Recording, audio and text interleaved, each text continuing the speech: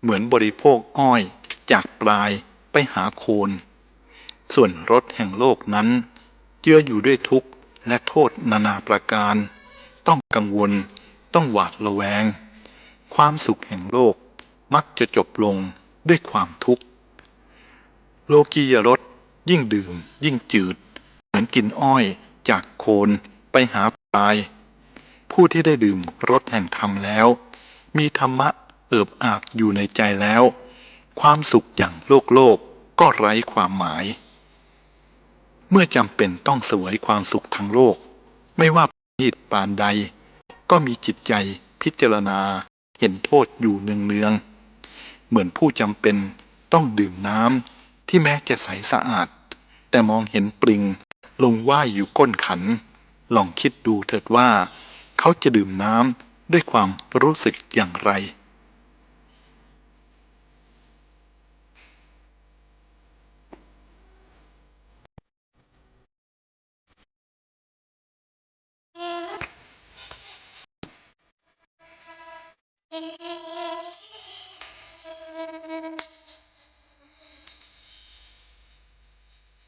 พระดาอันว่าปทุมชาติแม้จะเกิดในโคลนตมหรือในน้ำย่อมชูดอกขึ้นพ้นจากโคลนตมและน้ำไม่ติดตมและน้ำส่งกลิ่นหอมน่ารื่นรมใจฉันใดบุคคลบางคนก็เช่นนั้นเกิดแล้วในโลกเจริญแล้วในโลกแต่ไม่ติดโลกไม่ติดในโลกียสุขอันเปรียบเสมือนเหยื่อเล็กน้อยที่ติดอยู่กับเบ็ดถอนตนขึ้นจากโลกปลดปล่อยตนให้เป็นอิสระจากการย่ำยีเสียดแทงแห่งอารมณ์โลกไม่ต้องอึดอัดคับแค้นเพราะ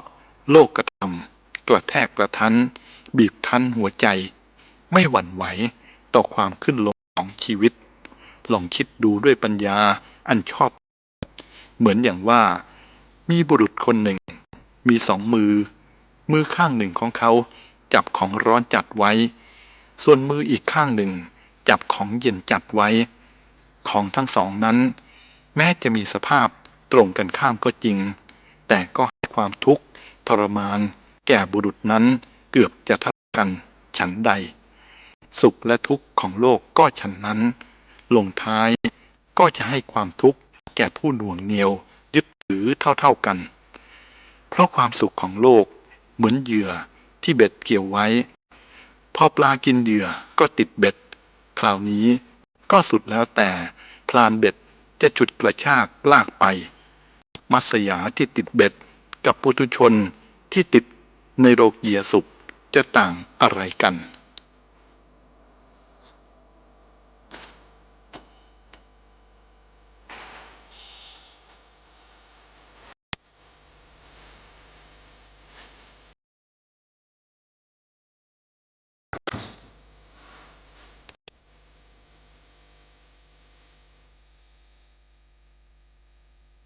ดูก่อนภรดามนุษย์และสัตว์โลกทั้งปวงตนเองมีความเกิดแก่เจ็บตายเป็นธรรมดาอยู่แล้วยังเที่ยวแสวงหาสิ่งอันมีความเกิดแก่เจ็บตายเข้ามาทับถมอีกจึงต้องเพิ่มความเดือดร้อนขึ้นทับทวีคูณเพราะเหตุที่บุคคลรู้สึกพร่องในตนจึงพยายามแสวงหาสิ่งอื่นที่เข้าใจว่าจะมาทำความพร่องของตนให้เต็มบริบูรณ์แต่เนื่องจากสิ่งที่แสวงหามานั้นมีความพร่องอยู่ในตนเหมือนกันจึงหาทำให้ใครเต็มบริบูรณ์ได้ไม่มีแต่จะเพิ่มความพร่องให้มากขึ้นเปรียบเสมือนคนตาบอดด้วยตนเองแล้วไปแสวงหาคนตาบอดมาอยู่ด้วยก็หาได้ทำให้ตาของเขาสว่างขึ้นไม่กลับยังจะต้องเป็นภาระกับคนตาบอดอีกคนหนึ่งแต่อนิจจากว่าจะรู้อย่างนี้ก็มักสายเกินแก้เสียแล้วสภาพทางโลกจึงอยู่ในลักษณะตาบอดจูงคนตาบอดและเตี้ยอุ้มค่อมเสมอมา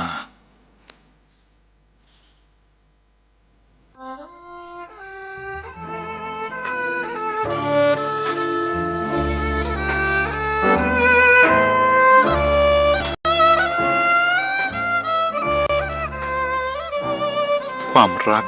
เป็นสิ่งหนึ่งที่บุคคลทุกเพศทุกวัยแสวงหาด้วยเข้าใจว่าตนจะสมบูรณ์ขึ้นเพราะมีความรักและคนที่รักเข้าใจว่าตนจะมีความสุขเพราะมีความรักแต่พอมีเข้าจริงๆความกังวลห่วงใยความกลัวจะเสียของรักหรือคนรักความหวาดหวั่นพลั่นพรึงต่อการที่จะพลัดพรากจากสิ่งที่รักความริษยาอาฆาตต่อบุคคลที่มีท่าทีว่าจะมาแย่งของรักของตนไปเป็นอาทิเมื่อรวมกันแล้วก่อความกังวลให้มากกว่าความสุขเล็กๆน้อยเพราะความเพลินใจในอารมณ์รักหรือสิ่งที่รักความไม่สมบูรณ์ในตนนั่นเองทำให้คนต้องการความรักและสิ่งที่รักส่วนบุคคลที่มีความสมบูรณ์ในตนย่อมไม่กังวลไม่ต้องการความรักหรือสิ่งที่รักเกี่ยวกับเรื่องนี้พระศาสดาของเราตรัสว่าการไม่ได้เห็นสิ่งอันเป็นที่รักเป็นความทุกข์การประสบกับสิ่งอันไม่เป็นที่รักเป็นความทุกข์เพราะฉะนั้นจึงไม่ควรทำอะไรให้เป็นที่รักเพราะการพลัดพรากจากสิ่งที่รักเป็นความทรมานโลกนี้พร่องอยู่เป็นนิดใครขวนขวายให้เต็มปรารถนาในอารมณ์โลกก็เหมือนตักน้ำไปรดทะเลทรายเหมือนคนน้ำไปเทลงในมหาสมุทรเหนื่อยแรงเปล่าชาวโลกจึงมีความเร่าร้อนดิ้นรนเพื่อให้เต็มปรารถนาแต่ก็หาสำเร็จไม่ยิ่งดื่มอารมณ์โลกสุขเวทนาอย่างโลกก็ดูเหมือนจะเพิ่มความอยากให้มากขึ้นเหมือนดื่มน้ำเค็มยิ่งดื่มยิ่งกระหายหรือเหมือนคนเกาแผลคันยิ่งเกายิ่งคันยิ่งคันก็ยิ่งเกาวนเวียนอยู่อย่างนั้นสู้คนที่พยายามรักษาแผลให้หายโดยไม่ต้องเกาไม่ได้เป็นการดับที่ต้นเหตุอย่างแท้จริง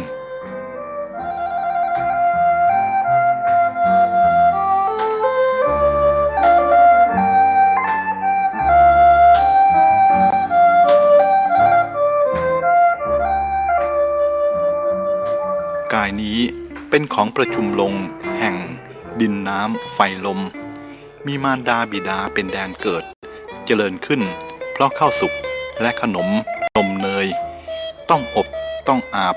เพื่อกันกลิ่นเหม็นต้องขัดสีมลทินอยู่เป็นนิดมีความแตกกระจัดกระจายเป็นธรรมดาผู้มีจักษุควรพิจารณาเห็นกายนี้ว่าเป็นของไม่เที่ยงเป็นทุกข์ทนได้ยากเป็นโรคเป็นดังหัวฝีเป็นดังลูกศรเพราะความยากลำบากชำรุดทรุดโทรมเป็นของว่างเปล่าไม่ใช่ตัวตนเมื่อพิจารณาเห็นอย่างนี้ย่อมละความพอใจรักใคร่ความกระวนกระวายในกายเสียได้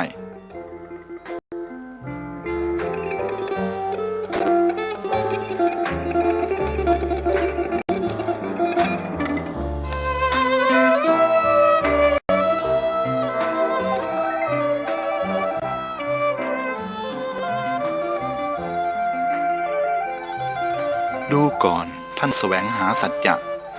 ตลอดชีวิตของมนุษย์จะมีอะไรเล่าจะเป็นภาระหนักยิ่งไปกว่าการประคับประคองกายให้อยู่รอดให้เป็นไปได้มนุษย์ต้องเหน็ดเหนื่อยต้องทนทุกข์ทรมานเหลือเกินเพราะกายนี้เพื่อความอยู่รอดปลอดภัยของกายนี้มันเหมือนแผลใหม่ต้องประคบประหงมต้องใส่ยาทาพอกกันอยู่เนืองนิดพระศาสดาจึงตรัสว่าไม่มีความทุกข์ใดเสมอด้วยการบริหารขันธ์ทั้งที่เป็นดังนี้มนุษย์ทั้งหลายก็ยังพอใจในกายนี้เห็นกายนี้เป็นของสวยงามน่าอภิรมย์ชมชื่นยื้อแย่งฆ่าฟันกันเพราะเหตุแห่งกายนี้ต้องร้องไห้ค่ำครวญถึงกายอันเป็นดังหัวฝีเป็นดังแผลใหม่นี้ต้องติดใจในความสวยงามเข้าใจว่าจะให้ความสุขแก่ตนได้อันที่จริง กายนี้มีน้ำเลือดน้ำเหลืองไหลเยิ้มทั่วไปมีกระดูกเป็นโครงมีเส้นเอ็นอันเป็นเครื่องร้อยรัดมีเนื้อเป็นเครื่องพอกและมีหนังบางๆปกปิดห่อหุ้มสิ่งปฏิกูลทั้งหลายพลางตาเอาไว้จึงปรากฏแก่คนทั้งหลายผู้มองอย่างผิวเผินว่าเป็นของสวยงามน่าลูบคลำสัมผัสแต่อันที่จริงแล้วความสวยงามสิ้นสุดลงแค่ผิวหนังนั้นเองถ้าลอกเอาผิวหนังออกแล้วคนที่รักเราเหมือนจะกลืนกินคงจะต้องวิ่งหนีเป็นแน่อันหนึ่งผิวหนังที่ว่าสวยนั่นเองก็เปรอะเปื้อนไปด้วยฝุ่นและเหงื่อใครต้องมาคอยชำระขัดสีอยู่เป็นเนืองนิด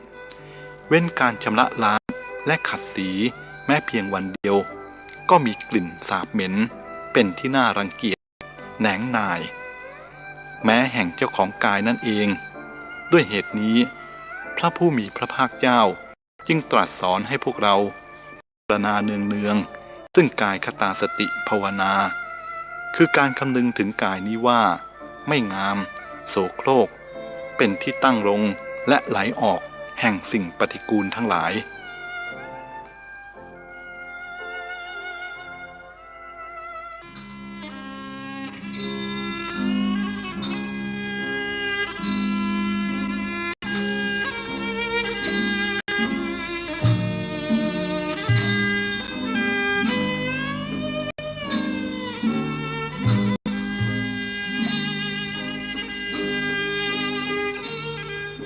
ท่านผู้แสวงหาสัจจะ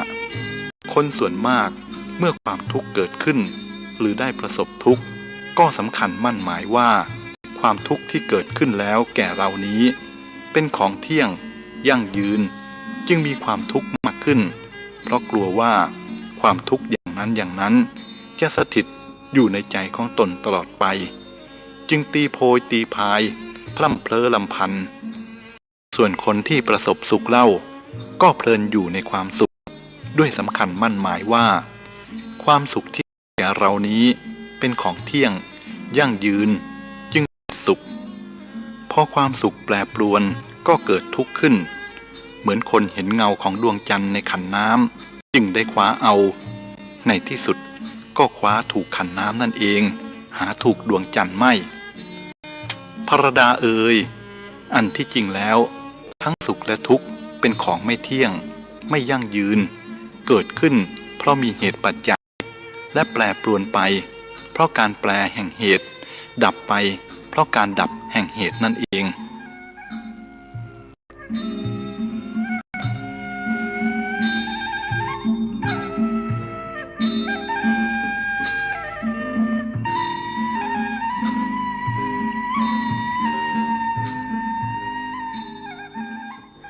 ดูก่อนภรดาคนส่วนมากเข้าใจว่าเรื่องที่จะต้องอดทนคือเรื่องอันไม่เป็นที่พอใจหรืออนิจฐารมณ์เท่านั้นแต่ความเป็นจริงแล้วบุคคลผู้ต้องการความดีให้แก่ชีวิตจะต้องอดทนทั้งสองอย่างคือทั้งอารมณ์น่าปรารถนาและไม่น่าปรารถนาบุคคลที่อดทนต่ออารมณ์อันไม่น่าปรารถนาได้เช่นอดทนต่อคำด่าว่าเสียดสีได้นับว่าน่าสรรเสริญแต่คนที่อดทนต่ออารมณ์อันน่าปรารถนาเช่นลาภยศและเสียงสรรเสริญได้คือเมื่อตกอยู่ภายใต้อำนาจยั่วยวนของสิ่งเหล่านี้ยิ่งน่าสรรเสริญขึ้นไปอีกเพราะทำได้ยากกว่าอารมณ์อันไม่น่าปรารถนาทำคนให้เสียได้เหมือนกันถ้าไม่อดทนพอแต่ถ้าเขามีความอดทนต่ออารมณ์นั้นเพียงพอมันจะกลายเป็นยาขมที่ช่วยทำลายโรคได้คือก่อให้เกิดประโยชน์แก่ชีวิตส่วนอารมณ์ที่น่าปรารถนาน่าเพลิดเพลินยั่วยวนใจได้ทำให้มนุษย์ผู้หลงไหลเสียคนมามากต่อมากแล้วความอดทนอดกลั้นนั้นทำได้ยากมนุษย์ผู้นั้นจะกลับตัวเป็นคนดีได้อีกทีหนึ่งก็ต่อเมื่ออารมณ์หรือสภาพแวดล้อมอันยั่วยวนใจนั้นสูญสิ้นไปแล้วและเขาก็กระแทกกระทั่งกับ อนิถารมอย่างจังเหมือนเผชิญหน้ากับควายป่าที่ดุร้ายตัวอย่างผู้มีอำนาจเมื่อสูญเสียอำนาจแล้วจึงได้รู้สัจธรรมบรรดาสิ่งยั่วยวนใจทั้งหลายอำนาจนับเป็นสิ่งยั่วยวนใจที่สำคัญยิ่งอย่างหนึ่งซึ่งใครมีเข้าแล้วมักจะหลงไหลมัวเมาอยู่ในอำนาจนั้นจนปัญญาจักษุมืดมนลงทำให้เห็นดำเป็นขาวเห็นผิดเป็นชอบแล้วประกอบกรรมหนักด้วยอำนาจที่มีอยู่นั้นจะต้องประสบชะตากรรมมีวิบากอันเผ็ดร้อนเมื่อนั้นแหละจึงจะรู้สึกตัวแต่มันก็สายไปเสียแล้วเรื่องทำนองนี้มีตัวอย่างให้เห็นอยู่เนืองๆอำนาจอาจจะทำให้คนที่เคยดีเสียไปได้ไม่ต้องกล่าวถึงคนที่อยู่แล้วเพราะฉะนั้นท่านจึงสอนให้ระวังต้องมีตีติขาขันติดังกล่าวมา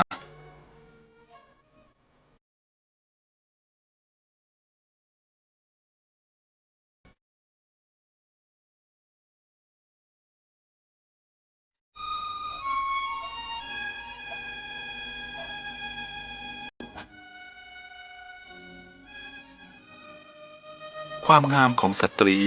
เป็นสิ่งยั่วยวนใจสำหรับบุรุษอย่างยิ่งประการหนึ่ง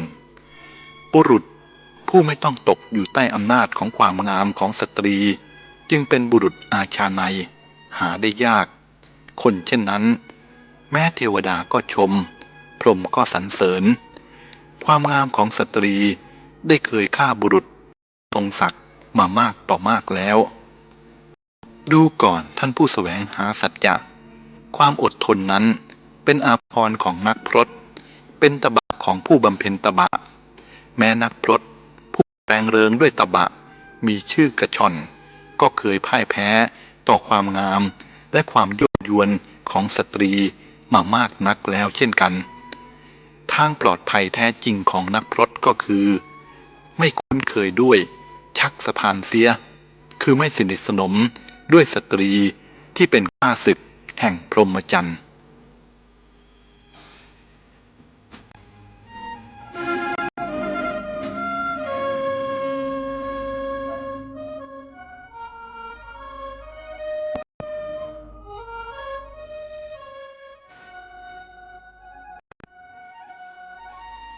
ก่อนภิกษุทั้งหลายพระเจ้าจักรพรรดิเป็นธรรมราชาย่อมทรงอาศัยธรรมสการะธรรมเคารพธรรมยำเกรงธรรมมีธรรมเป็นธงมีธรรมเป็นตรามีธรรมเป็นใหญ่ย่อมทรงดำเนินกิจการต่างๆไปโดยธรรมดูก่อนภิกษุแม้เราตถาคตก็เป็นผู้ทรงธรรมเป็นธรรมราชาเราต้องอาศัยธรรมเคารพธรรมยำเกรงธรรมมีธรรมเป็นธงมีธรรมเป็นตราและมีธรรมเป็นใหญ่ดังนี้จึงพอกล่าวได้ว่าผู้เป็นใหญ่สูงสุดในโลกทั้งปวงคือธรรมะบุคคลผู้เป็นใหญ่จะยิ่งใหญ่อยู่ได้ก็เฉพาะเมื่อดำรงตนอยู่ในธรรมะอยู่ในร่มเงาของธรรมะทำหน้าที่ในฐานะเป็นตัวแทนหรือเป็นเครื่องมือแห่งธรรมะให้งานทุกสายเป็นทางเดินแห่งธรรมะ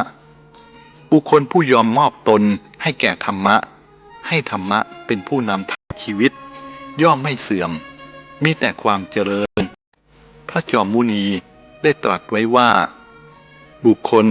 จะเป็นผู้เจริญก็รู้ง่ายจะเป็นผู้เสื่อมก็รู้ง่าย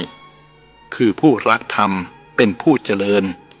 ผู้ชังธรรมเป็นผู้เสื่อมพระดา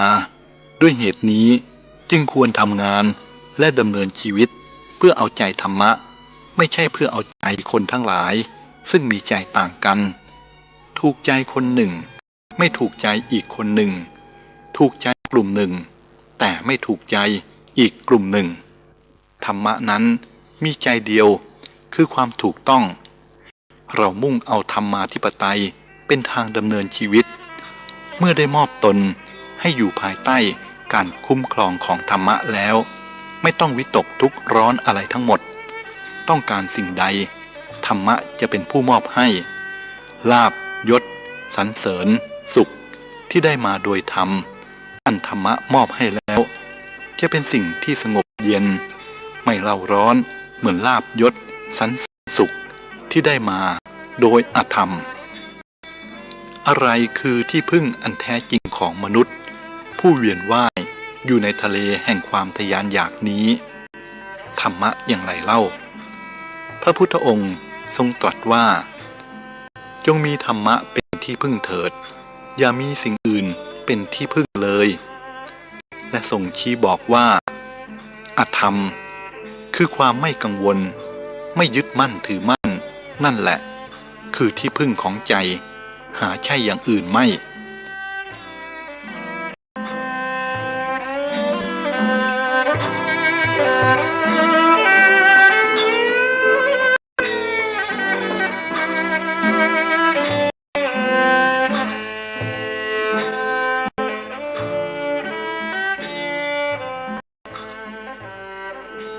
ภิกษุทั้งหลาย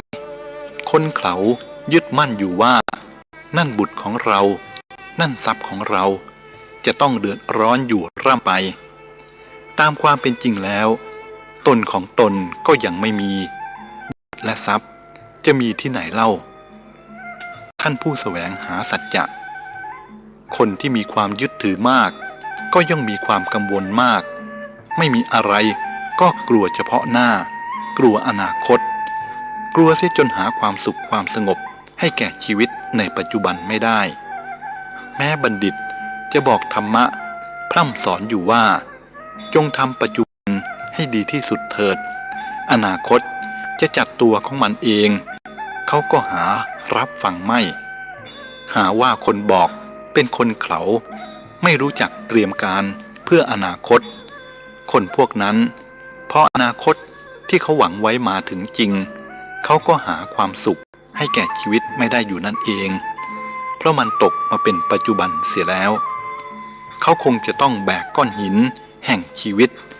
คือความหนักอกหนักใจวิ่งฝ่ากองไฟคือความทะยานอยากไปสู่ภูเขาแห่งความว่างเปล่าเพราะมันไม่มีอะไรแต่เพราะเขาสำคัญมั่นหมายว่ามันมีจึงแบกต่อไปและต่อไปพร้อมกับร้องว่าร้อนหนักร้อนหนักอย่างนี้เรื่อยไป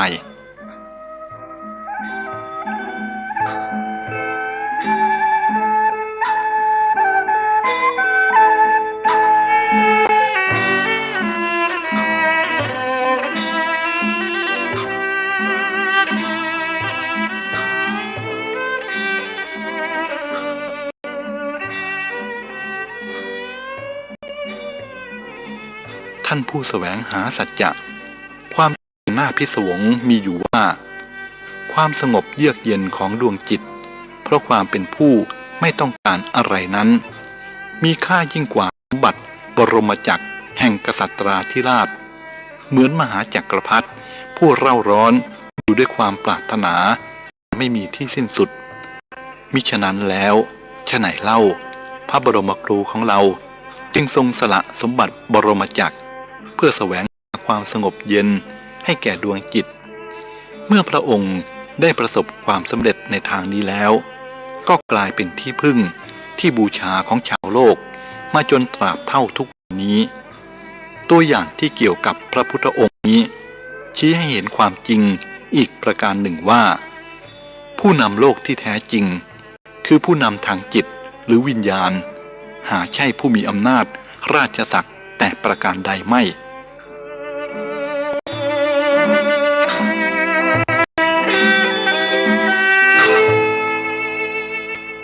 ดูก่อนพระดาคนจำนวนไม่น้อยแบกก้อนหินแห่งชีวิตคือความหนักอกหนักใจวิ่งฝ่ากองไฟคือความทรมานไปสู่เขาแห่งความว่างเปล่าพระดาสมมุติว่ามีใครสักคนหนึ่งหินอันแสนหนักขึ้นสู่ยอดเขาแล้วปล่อยให้หินนั้นตกลงมาอย่างภาคพื้นตกลงมากลิ้งขึ้นไปอีกแล้วปล่อยลงมากลิ้งหินนี้ขึ้นสู่ยอดเขาอยู่อย่างนี้วันแล้ววันเล่าปีแล้วปีเล่าท่านจะรู้สึกอย่างไรต่อบุคคลผู้นั้น เขาถูกบังคับให้เข็นก้อนหินโดยที่ตัวเขาเองก็ไม่รู้ว่าจะต้องเข็นไปทำไมบุคคลสมมุติดังกล่าวนั้นฉันใดคนส่วนมากในโลกนี้ก็ฉันนั้นได้ลงทุนลงแรงเป็นอย่างมากเข็นก้อนหินคือภาระอันหนักของตนเพื่อไปสู่เขาแห่งความว่างเปล่า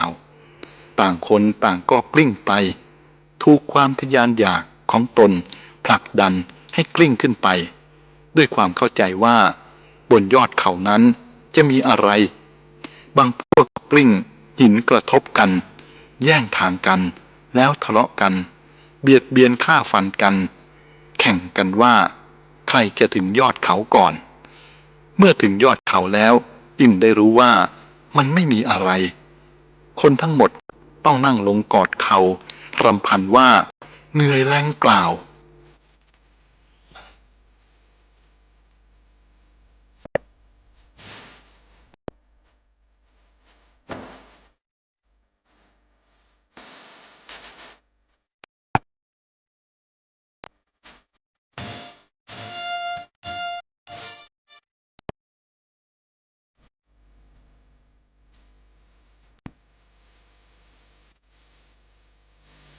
ท่านผู้แสวงหาสัจจะ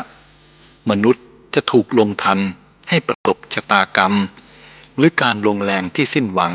และไร้ผลตอบแทนอันไม่คุ้มเหนื่อยก็เพราะความเขลาของมนุษย์นั่นเองมนุษย์พอจะฉลาดบ้างแล้วในเรื่องอื่นๆในสาขาวิชาการมากหลายแต่มนุษย์ยังเขลาต่อเรื่องราวของชีวิตมนุษย์ส่วนมากยังเข้าไม่ถึงสิ่งที่ชีวิตควรจะต้องการและขึ้นให้ถึงส่วนใหญ่ยังถือเอากามกินและเกียรติเป็นจุดหมายของชีวิตนั่นคือความผิดพลาดอย่างใหญ่หลวงของสังคมมนุษย์ตามความเป็นจริงแล้วการงานทุกอย่างของมนุษย์ควรเป็นเครื่องมือไปสู่การพัฒนาการให้ตนขึ้นสู่ฐานะอันสูงสุดเท่าที่มนุษย์จะขึ้นถึงได้นั่นคือความสะอาดแจ่มใสแห่งดวงจิตข้ามแดนแห่งความมืดมนของชีวิตเสียได้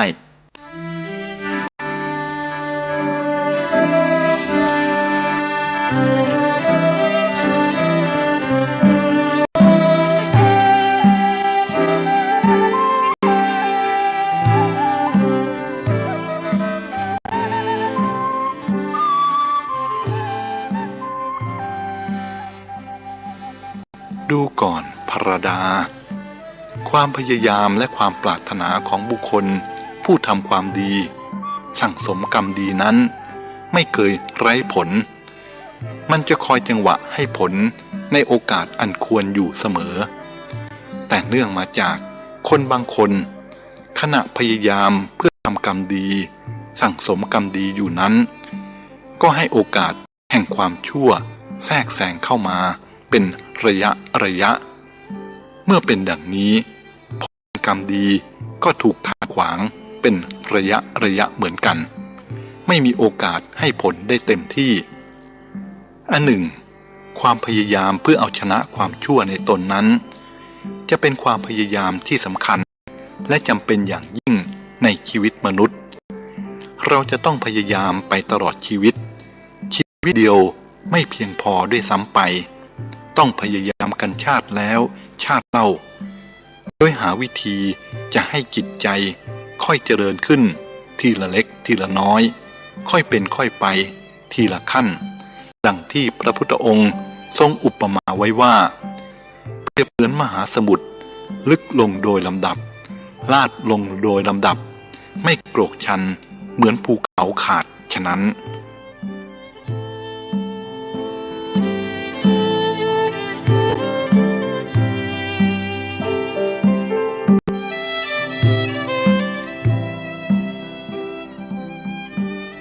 ธรรมวินัยนี้ก็ฉันนั้นมีการศึกษาตามลำดับมีการกระทำตามลำดับมีการปฏิบัติตามลำดับความเจริญที่ค่อยเป็นค่อยไปจะช่วยให้เราเอาชนะความคิดและนิสัยที่ชั่วช้าได้ทีละน้อยถ้าเร่งเกินไป อาจจะทำให้ฟุ้งซ่านเกิดภาวะที่ขัดแย้งมากมายขึ้นในใจความรู้หรือการให้อาหารแก่ใจก็ทำนองเดียวกันการให้อาหารแก่ร่างกายต้องค่อยเป็นค่อยไปทีละเล็กทีละน้อยทีละขั้นอาหารที่ย่อยดีจึงจะเป็นประโยชน์แก่ร่างกายความรู้ความเข้าใจที่ย่อยดีแล้วจึงเป็นประโยชน์แก่ดวงจิตในการนี้ความอดทนเป็นคุณธรรมที่จำเป็นจริงๆปราศจากความอดทนเสียแล้วก็ทำไปไม่ตลอดอาจจะทอดทิ้งเสียกลางคันช่างฝีมือบางพวกเมื่อจะทำงานสำคัญบางชิ้นเขาจะอุทิศชีวิตทั้งชีวิตทีเดียวเพื่องานนั้น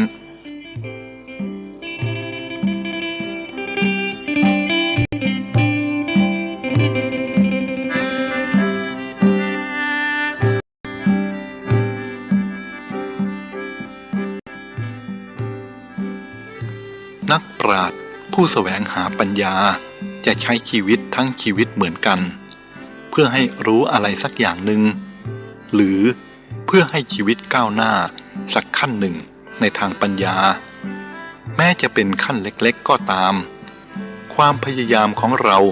จะต้องเป็นไปติดต่อกันมีความซื่อสัตย์และเอาจริงผลจะต้องมีมาอย่างแน่นอนแม้จะช้าหน่อยก็ตามด้วยเหตุนี้โชคชะตาของแต่ละคนจึงเป็นผลรวมแห่งการกระทำในอดีตของเขาความสามารถทางจิตสภาพทางกายอุปนิสัยทางศีลธรรมและเหตุการณ์สำคัญในชาติหนึ่งย่อมเป็นผลรวมแห่งความปรารถนาความคิดความตั้งใจของเราเองในอดีตไม่เฉพาะแต่ในชาติก่อนเท่านั้นแต่หมายถึงในตอนต้นๆแห่งชีวิตในชาตินี้ของเราด้วยจึงสรุปได้ว่าทุกอย่างที่เราเป็นอยู่ในปัจจุบันเป็นผลแห่งที่เราเคยคิดไว้สิ่งทั้งปวงมีใจเป็นหัวหน้ามีใจประเสริฐสุดสำเร็จมาจากใจถ้าใจเศร้าหมองการกระทำและการพูดก็เศร้าหมองความทุกข์ก็จะตามมาถ้าใจผ่องแผ้วการกระทำและการพูดก็สะอาดบริสุทธิ์ความสุขก็จะตามมาเหมือนล้อเกวียนหมุนตามรอยเท้าโคหรือเหมือนเงาตามตัว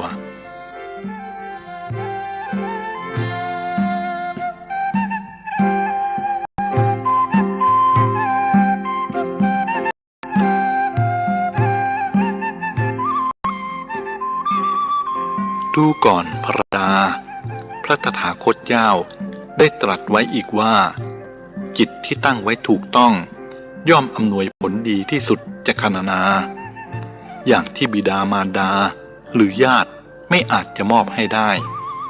ส่วนจิตที่ตั้งไว้ผิดย่อมทำให้บุคคลนั้นย่อยยับป่นปี้ยิ่งเสียกว่าศัตรูคู่เวรทำให้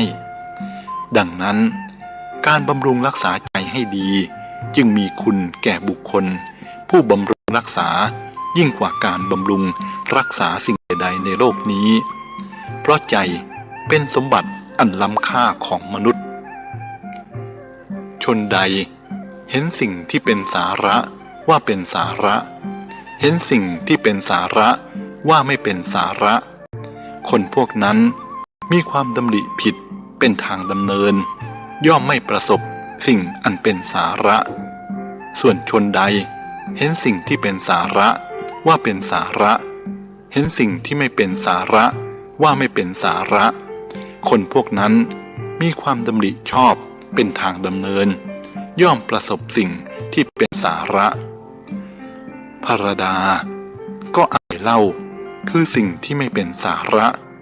อะไรคือสิ่งที่เป็นสาระตอบตามแนวทางแห่งพระพุทธศาสนาสิ่งใดก็ตามเป็นไปเพื่อความเบียดเบียนบีบคั้นเป็นไปเพื่อความฟุ้งซ่านเอาใจไว้ไม่อยู่ทำให้จิตใจเตลิดเป็นไปเพื่อความหลงงมงายมืดมนเป็นไปเพื่อความติดพันยึดมั่นสิ่งทำนองนั้นแหละ เป็นอสาระส่วนสิ่งใดก็ตามอันเป็นไปเพื่อความไม่เบียดเบียนบีบคั้นไปเพื่อความสงบระงับแห่งดวงจิตเป็นไปเพื่อปัญญาเห็นแจ้งเป็นไปเพื่อความไม่ยึดมั่นด้วยอุปาทานคือเป็นไปเพื่อความหลุดพ้นสิ่งนั้นหรือสิ่งทำนองนั้นนั่นแหละมีสาระคนส่วนมากอาศัยความดำริผิดจึงเห็นสิ่งที่ไม่เป็นสาระว่าเป็นสาระและหมกมุ่นอยู่พัวพันอยู่จมอยู่ในอันไม่เป็นสาระนั้นมิหนำซ้ำยังนึกดูหมิ่นผู้ที่กำลังศึกษาปฏิบัติอยู่ซึ่งสิ่งอันเป็นสาระว่าขวนขวายในสิ่งอันไม่เป็นสาระเมื่อเป็นดังนี้เขาจึงไม่มีโอกาสประสบสิ่งอันเป็นสาระได้เพราะได้สมาทานมิจฉาทิฐิไว้เต็มที่แล้ว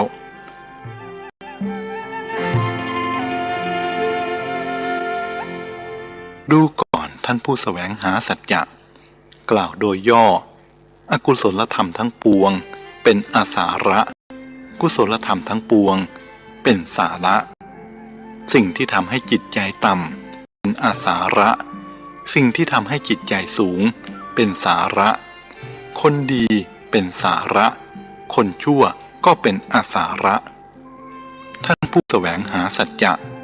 คนส่วนมากอยากดีอยากทำดี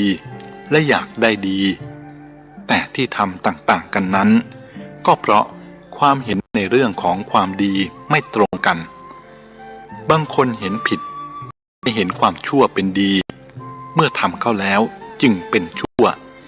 ผลออกมาก็เป็นความทุกข์ความเดือดร้อนบางคนเห็นดีเป็นชั่วจึงเว้นสิ่งที่ควรทำไม่ได้ทำความดีบางคนเห็นดีเป็นดีเห็นชั่วเป็นชั่วมีความเห็นถูกดำริถูกจึงทำถูกพูดถูกผลออกมาก็เป็นความสุขความเจริญความเย็นใจโดยในดังกล่าวมาแล้วบุคคลจึงควรปรับความเห็นและความคิดของตนให้ถูกให้ตรง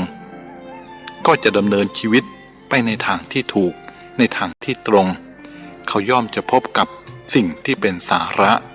เพราะมีความเห็นถูกคิดถูกนั้นเป็นประทีปส่องทางส่วนคนที่มีความคิดเห็นไม่ตรงย่อมมีแต่ความทุกข์เป็นผลดังที่พระพุทธองค์ได้ทรงตรัสไว้ว่าภิกษุทั้งหลายเราไม่เห็นสิ่งอื่นแม้อย่างหนึ่งที่เป็นเหตุให้อกุศลธรรมที่ยังไม่เกิดขึ้นที่เกิดขึ้นแล้วเจริญไพบูลย์ยิ่งขึ้นเหมือนมิจฉาทิฐินี้เลย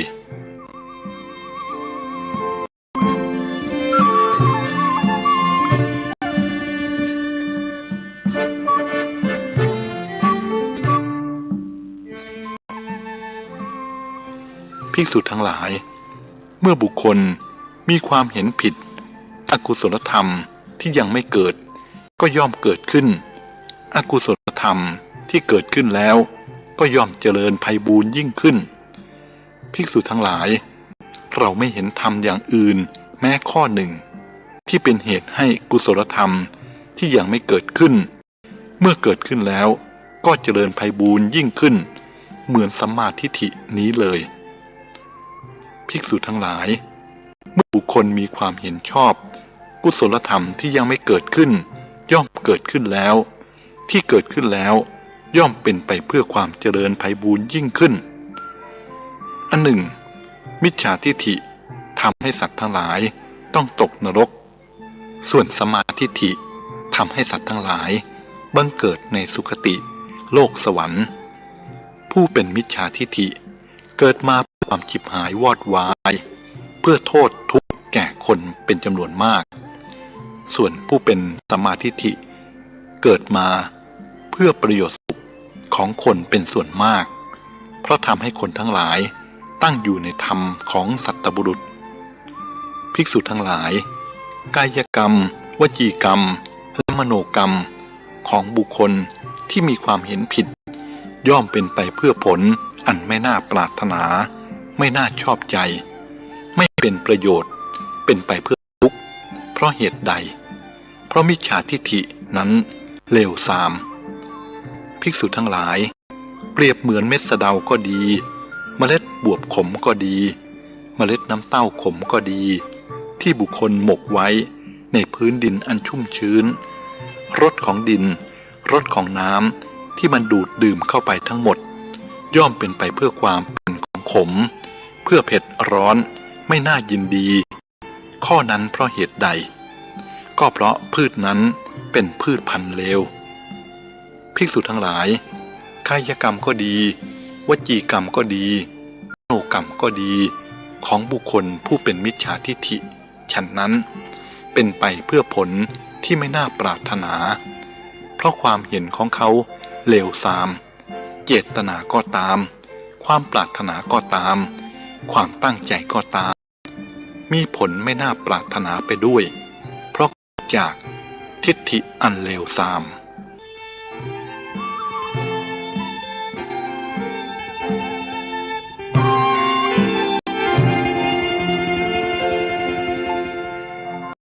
ภิกษุทั้งหลายกายกรรมวจีกรรมมโนกรรมเจตนาความปรารถนาความตั้งใจสังขารเพื่อปรุงแต่งจิตของบุคคลผู้มีความเห็นชอบเป็นไปผลที่น่าปรารถนาน่าชอบใจเพื่อบทเพื่อความสุขข้อนั้นเพราะเหตุใดเพราะทิฏฐิของเขาดีภิกษุทั้งหลายเปรียบเหมือนพันธุ์อ้อยก็ดีพันธุ์ข้าวสาลีก็ดีผลจันทร์ก็ดีอันบุคคลหมกไว้ในดินที่ชุ่มชื้นรสของน้ำรสของดินที่มันดูดซึมเข้าไปทั้งหมดย่อมเป็นของมีรสหวานน่ายินดีน่าชื่นใจข้อนั้นเพราะเหตุใดเพราะพืชพันธุ์นั้นดีกายกรรมวจีกรรมของบุคคลผู้เป็นสัมมาทิฏฐิก็ฉะนั้นย่อมเป็นไปเพื่อผลอันน่าปรารถนา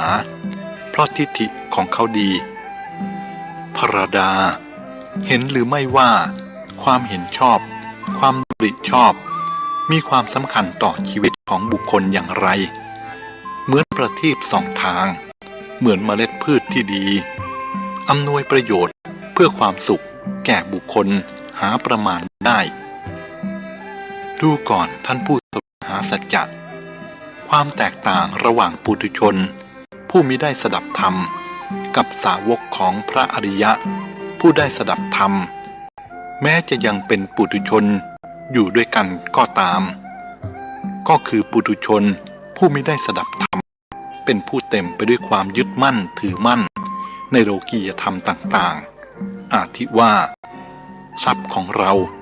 บุตรภรรยาก็ของเราสามีของเราเพื่อนของเรานั่นนี่ก็ของเราไม่รู้โทษของความยึดถือเมื่อสิ่งที่ยึดมั่นว่าเป็นของตนแปรปรวนไปเพราะความไม่เที่ยงไม่อาจจะเหนี่ยวรั้งไว้ได้ก็เกิดทุกข์โทมนัสร่ำไห้รำพันตรอมใจหม่นไหม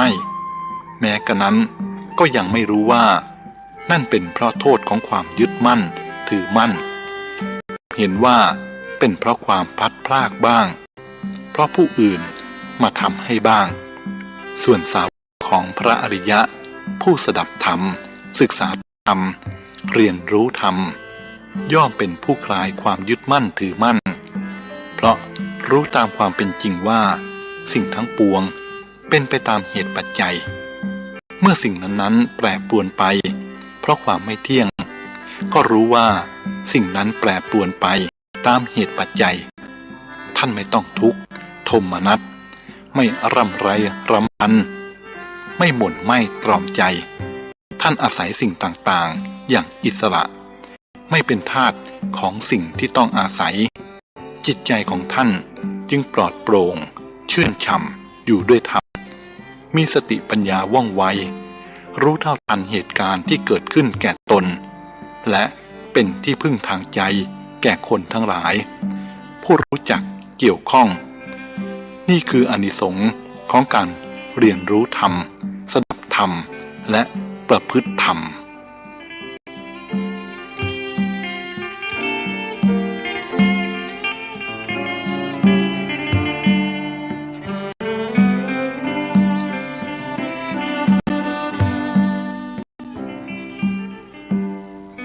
ครั้งหนึ่งพระสารีบุตรผู้เป็นธรรมเสนาบดีได้กราบทูลพระพุทธองค์ว่าข้าแต่พระองค์ผู้เป็นที่พึ่งของโลกชนทั้งหลายทิ้งของสะอาดบ้างไม่สะอาดบ้างขวดบ้างมูดบ้างน้ำลายบ้างน้ำเหลืองบ้างน้ำหนองบ้างลงบนแผ่นดินก็มิได้เกียจชังสิ่งนั้นมิได้อิจฉาระอาใจต่อสิ่งนั้นคงรับไว้ด้วยอาการอย่างเดียวกันทั้งกองหยากเยื่อและดอกไม้ฉันใดข้าพระองค์ก็ฉันนั้นเหมือนกันมีใจเช่นเดียวกับแผ่นดินอันกว้างใหญ่ไม่มีประมาณไม่เลือกที่รักผลักที่ชังมีใจเสมอในบุคคลทั้งปวงไม่มีเวรไม่มีความเบียดเบียนข้าแต่พระองค์ผู้เป็นพระจอมมุนีน้ำย่อมรับของสะอาดบ้างสะอาดบ้างลมก็พัดของสะอาดบ้างไม่สะอาดบ้างไฟย่อมเผาของสะอาดบ้างไม่สะอาดบ้างน้ำลมไฟย่อมไม่เกลียดชังไม่ระอิดระอาต่อของเหล่านั้นฉันใดข้าพระองค์ก็ฉันนั้นมีใจเสมอด้วยน้ำลมและไฟไม่มีเวรกับใครไม่คิดเบียดเบียนใครอันว่าผ้าเช็ดธุลีย่อมเช็ดได้ทั้งของหอมและของเหม็นของสะอาดและของโสโครกเด็กจันทานถือตะกร้าพึ่งผ้าเก่าเข้าไปยังบ้านหรือนิคมย่อมตั้งใจอ่อนน้อมเข้าไปคนที่เขาขาดแล้วได้รับการฝึกดีแล้วย่อมสงบเสงี่ยมเดินไปตามถนนหนทางตามตรอกเล็กซอกน้อยก็ไม่ได้เอาเท้าหรือเขากระทบกับอะไรฉันใดข้าพระองค์ก็ฉันนั้นมีใจอ่อนน้อมถ่อมตนไม่มีเวรไม่คิดเบียดเบียนใครพระองค์ผู้เจริญพระธรรมเสนาบดีกราบทูลต่อไปว่าอันหนึ่งบุรุษหรือสตรีรุ่นหนุ่มสาวเป็นคนชอบประดับประดาอึดอัดระอาต่อซากศพงูหรือซากศพสุนัขที่มีคนเอามาผูกไว้ที่คอฉันใดข้าพระองค์ก็ฉันย่อมอึดอัดระอาต่อกายอันเน่าเปื่อยนี้พระองค์ผู้เจริญอันว่าบุคคลผู้ประคองภาชนะน้ำมันข้นมีรูทะลุเป็นช่องเล็กช่องน้อยไหลออกไหลเข้าอยู่ฉันใดข้าพระองค์ก็ฉันนั้นบริหารกายนี้ประคับประคองกายนี้ซึ่งเป็นรูทะลุเป็นช่องเล็กช่องน้อยมีสิ่งปฏิกูลไหลเข้าไหลออกอยู่เนืองนิดข้าพระองค์ย่อมระอิดระอาต่อกายนี้อันหนึ่งบุรุษผู้ประคองถาดน้ำมันที่เต็มได้มีคนอื่นถือดาบอันคมกริบอยู่ข้างหลังพลางบังคับให้ถือถาดน้ำมันแต่โดยดีถ้าหากหกเพียงหยดเดียวจะประหารชีวิตเสียบุรุษนั้นย่อมตั้งใจประคับประคองถาดน้ำมันนั้นฉันใดข้าพระองค์ก็จะประคับประคองกายของตนฉันนั้น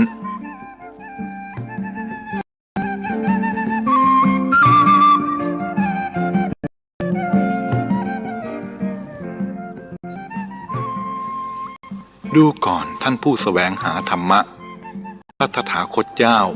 และพระสาวกของพระตถาคตเจ้ามีพระสารีบุตรเป็นต้นเป็นอย่างนี้คือมีปกติอดทนในที่คนทั้งหลายทนได้ยากเอาชนะในสิ่งที่คนทั้งหลายเอาชนะได้ยากและทำในสิ่งที่คนทั้งหลายทำได้ยากยืนรับสิ่งที่คนทั้งหลายรับได้ยากสิ่งที่ไม่น่ายินดีมักปลอมเข้ามาในรูปของสิ่งที่น่ายินดีสิ่งที่ไม่น่ารักมักมาในรูปสิ่งที่น่ารักทุกข์มักมาในรูปแห่งความสุขเพราะเหตุนั้นคนจึงประมาทกันนักดูก่อนท่านผู้แสวงหาสัจจะ คนส่วนมากหลงไหลในมายาธรรมคือสิ่งที่กลับกรอกหลอกลวงยึดถือเอาว่าเป็นสัจธรรมคือของจริงจึงถูกมายาธรรมนั้นห้ำหั่นย่ำยีบีบคั้นหัวใจให้ต้องเศร้าโศกคร่ำครวญรำพันว่าสุขก็หาใช่สุขจริงไม่มันเป็นแต่เพียงทุกข์ที่ปลอมเข้ามาในรูปแห่งสุขหรือมีสุขเป็นเหยื่อล่อเล็กๆน้อยๆเหมือนศัตรูปลอมมาในรูปแห่งมิตรอันหนึ่งความสุขเกิดจากโลกียารมณ์รัชนียารมณ์นั้นล้วนเป็นทุกข์เป็นพื้นฐานก่อนแล้วจึงได้สุขความจริงก็คือความทุกข์ที่ลดลง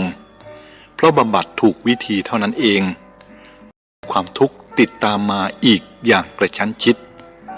บำบัดได้คราวหนึ่งก็สมมุติเรียกว่าสุขคราวหนึ่งลาภผลซึ่งคนแสวงหากันนักหนาด้วยความยากเย็นลำบากนานาประการต้องเอาชีวิตเข้าเสี่ยงนั้นเมื่อได้มาแล้วไม่ใช่จะอำนวยความสุขให้ฝ่ายเดียวไม่มันมีความทุกข์ความกังวลใจแอบแฝงอยู่ด้วยต้องเฝ้าต้องระวังจนไม่เป็นอันกินอันนอนต้องเสียชีวิตในการป้องกันทรัพย์สินก็มียศแล้วก็ต้องมีความเป็นอยู่สิ้นเปลืองกว่าคนธรรมดาสามัญต้องหาทรัพย์มากขึ้น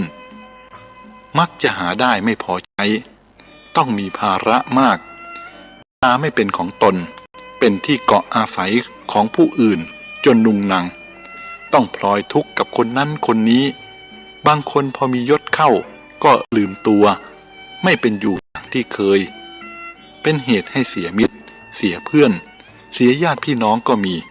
เพราะไปหลงติดยศอันเป็นเปลือกของคนแสงสว่างแห่งธรรมะไม่อาจจะส่องถึงใจได้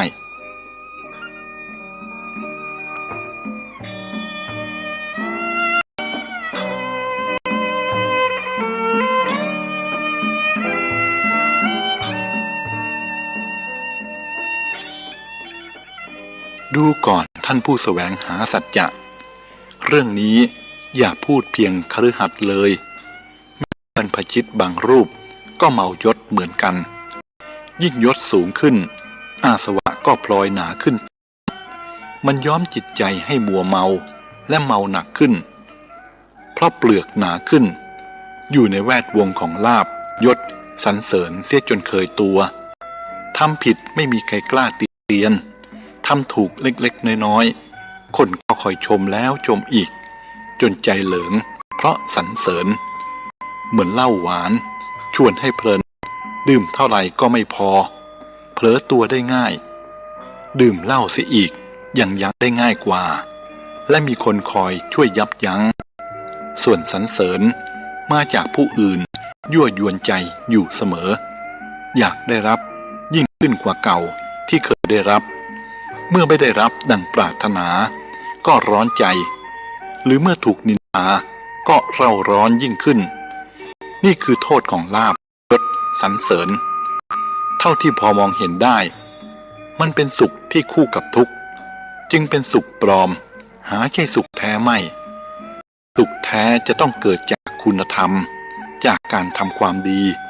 ทำความเพียรเพื่อลดละอาสวะสิ่งหมักดองในสันดานที่ทำให้มืดมนกิเลสลดลงได้เท่าใดทุกข์ก็ลดได้มากเท่านั้นเมื่อทุกข์ลดลงถึงที่สุดก็เรียกว่าที่สุดแห่งทุกข์คือนิพพานเหมือนเมื่อความร้อนลดลงถึงที่สุดก็เป็นสภาพที่เย็นที่สุดนี่คือความสุขแท้ไม่มีความทุกข์แอบแฝงมาด้วยมีความเย็นใจเป็นรางวัลพร้อมกันนั้นความรู้แจ้งตามความเป็นจริงในสิ่งทั้งปวงก็สว่างไสวขึ้นในดวงจิตเหมือนประทีปที่ถูกจุดขึ้นย่อมทำหน้าที่หลายอย่างพร้อมกันคือกำจัดความมืดยังแสงสว่างให้เกิดขึ้นเผาเชื้อคือน้ำมันให้สิ้นไปเป็นต้นอีกอย่างหนึ่งความที่บุคคลได้อบรมจิตและปัญญามาน้อยแสงสว่างในดวงจิตจึงมีน้อย ไม่อาจจะมองเห็นสิ่งต่างๆตามความเป็นจริงได้จึงถูกหลอกอยู่เรื่อยไปถูกโลกิยธรรมคือลาภบ้างยศบ้างเสียงสรรเสริญบ้างหลอกเอามอมให้เมาอยู่เป็นเนืองนิดจนปัญญามืดมนลงไม่สามารถที่จะรู้เห็นตามที่เป็นของชีวิตได้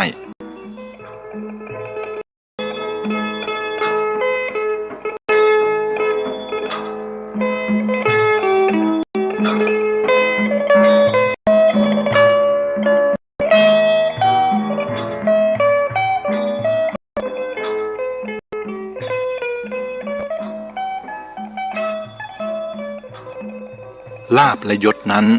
เป็นเหยื่อของโลกที่น้อยคนนักจะสละและวางได้หรือได้แล้วจะไม่เมาจึงมีเรื่องแย่งลาภแย่งยศกันอยู่เสมอ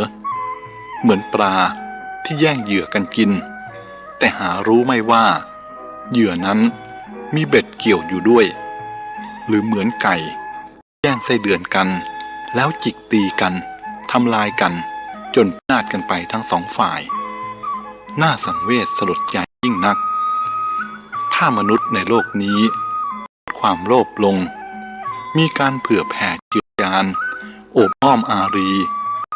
ถ้าเขาลดโทสะลงมีความเห็นอกเห็นใจกันมีเมตตากรุณาต่อกันและลดโมหะลงไม่หลงงมงายใช้เหตุผลในการตัดสินปัญหาและดำเนินชีวิตโลกนี้จะน่าอยู่อีกมากแต่ช่างเขาเถอะหน้าที่โดยตรงและเร่งด่วนของเราก็คือลดความโลภความโกรธและความหลงของเราเองให้น้อยลงแล้วเราก็จะประสบกับความสุขความเยือกเย็นขึ้นมากเหมือนคนไข้ที่ลดไข้ได้มากเท่าใดความสบายกายก็จะมีมากขึ้นเท่านั้น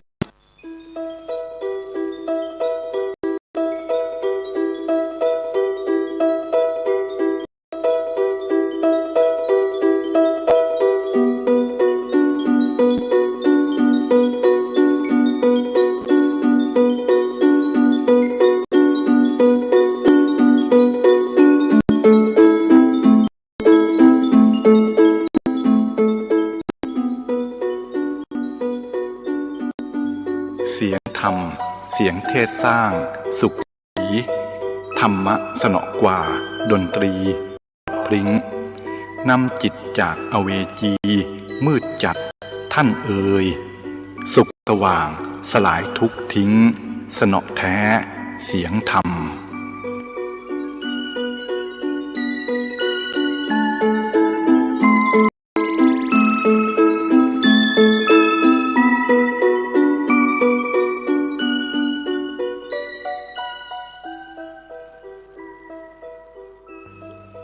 เจริญสุขสวัสดีนักปฏิบัติธรรมทั้งหลายดูก่อนท่านผู้เจริญคนชั่วเมื่อขณะทำชั่วอยู่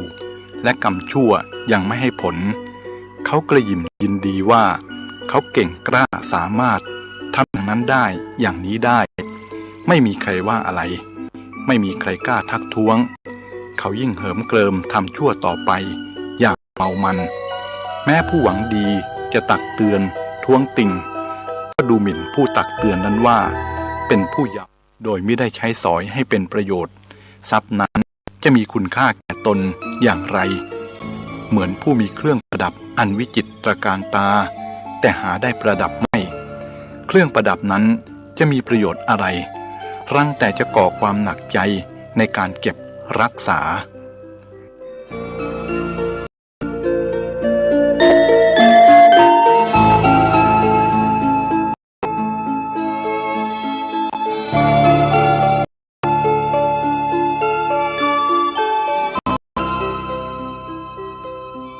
นกชื่อไมหกะ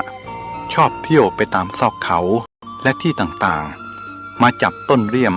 ที่มีผลสุกแล้วร้องว่าของกูของกูในขณะที่มันร้องอยู่นั่นเองหมู่นกเราอื่น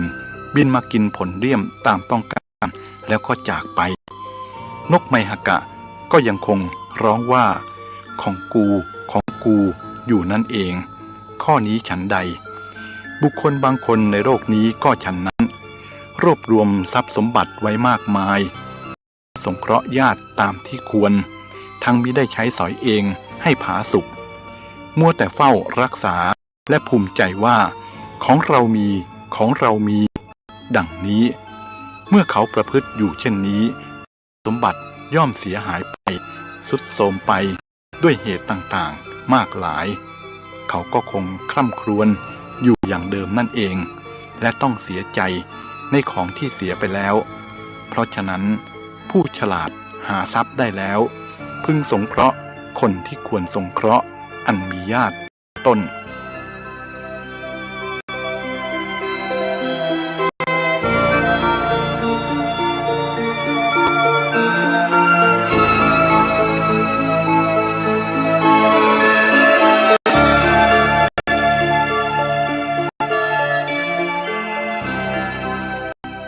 ดูก่อนท่านทั้งหลาย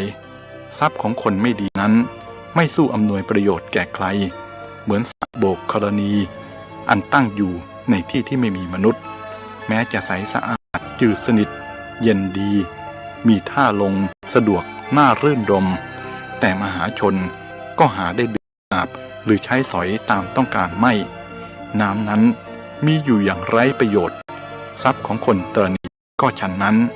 ไม่อำนวยประโยชน์สุขแก่ใครๆเลยรวมทั้งตัวเองด้วยคนดีเมื่อมีทรัพย์แล้ว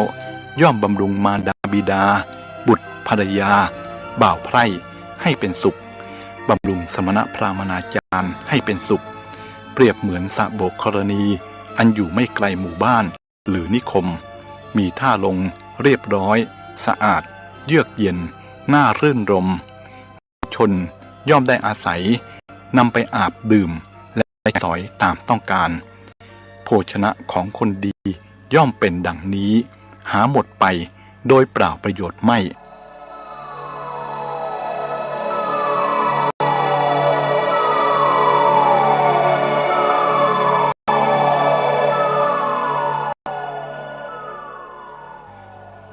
ดูก่อนท่านทั้งหลายนักกายกรรมผู้มีกำลังมากหรือนักมวยปล้ำซึ่งมีพลังมหาศาลนั้นก่อนที่จะได้กำลังมาเขาก็ต้องออกกำลังไปก่อนการเสียสละนั้นก็คือการได้มาซึ่งผลอันเลิศในบั้นปลายผู้ไม่ยอมเสียสละอะไรย่อมไม่ได้อะไรเลยจงดูเถิดมนุษย์ทั้งหลายย่อมรดน้ำต้นไม้ที่โคนแต่ไม้นั้นย่อมได้ผลที่ปลายท่านทั้งหลายจงพิจารณาดูความจริงตามธรรมชาติอีกอย่างหนึ่งเถิดคือแม่น้ำสายใดแม่น้ำตายไม่ไหลถ่ายเทไปสู่ที่อื่นหยุดนิ่งขังอยู่ที่เดียวแม่น้ำสายนั้นย่อมพลันตื้นเขินและสกปรกเน่าเหม็นเพราะสิ่งสกปรกตกลงมามิได้ถ่ายเทนอกจากนี้บริเวณใกล้ๆแม่น้ำสายนั้นจะหาพันธุ์พืชธัญญาหารที่สวยสดก็หายากแต่แม่น้ำสายใดไหลเอื่อยลงสู่ทะเลหรือแตกสาขาออกไปไหลเรื่อยไปมันไม่รู้จักหมดสิ้นคนทั้งหลายได้อาศัยอาบดื่มและใช้สอยตามปรารถนามันจะใสสะอาดอยู่เสมอไม่มีวันเหม็นเน่าหรือสกปรกได้เลยพืชพันธุ์ธัญญาหารณบริเวณใกล้เคียงก็เขียวสดสวยงามบุคคลผู้ตระหนี่มีมือไม่ปล่อยแล้วเมื่อได้ทรัพย์ก็เก็บตุนไว้ไม่เทให้ผู้อื่นบ้างก็เหมือนกับแม่น้ำตายไม่มีประโยชน์อะไรแก่ใครส่วนผู้ไม่ตระหนี่เป็นเหมือนแม่น้ำที่ไหลเอื่อยอยู่เสมอกระแสไม่ขาดทั้งยังเป็นประโยชน์แก่มนุษย์ทั้งหลายเพราะฉะนั้นสาธุชนได้ทรัพย์แล้วเพ่งตนเสมือนแม่น้ำที่ไหลใสสะอาดไม่พึงเป็นเช่นแม่น้ำตายเพราะฉะนั้นบุคคลไม่ควรประมาทว่าบุญหรือบาปแม้เพียงเล็กน้อยจะไม่ให้ผลหยาดน้ำไหลลงทีละหยดยังทำให้หม้อน้ำเต็มได้การสั่งสมบุญหรือบาปแม้ทีละน้อยก็ฉันนั้นผู้สั่งสมบุญย่อมเปี่ยมล้นไปด้วยบุญ ผู้สั่งสมบาปย่อมเพียบแปร่ไปบาป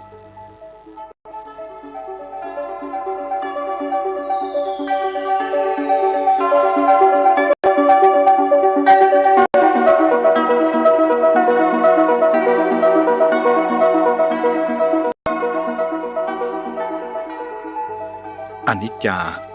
ชีวิตท่าช่างลำบากและกังวลเสียมิกะไรรับใช้ใกล้เกินไปก็หาว่าประจบสอพอห่างเหินไปหน่อยเขาก็หาว่าทอดทิ้งธุระของนายพูดเสียงค่อยเขาก็ว่าไม่เต็มใจตอบพูดเสียงดังไปหน่อยเขาก็ว่าเกิดโมกหากใครเล่า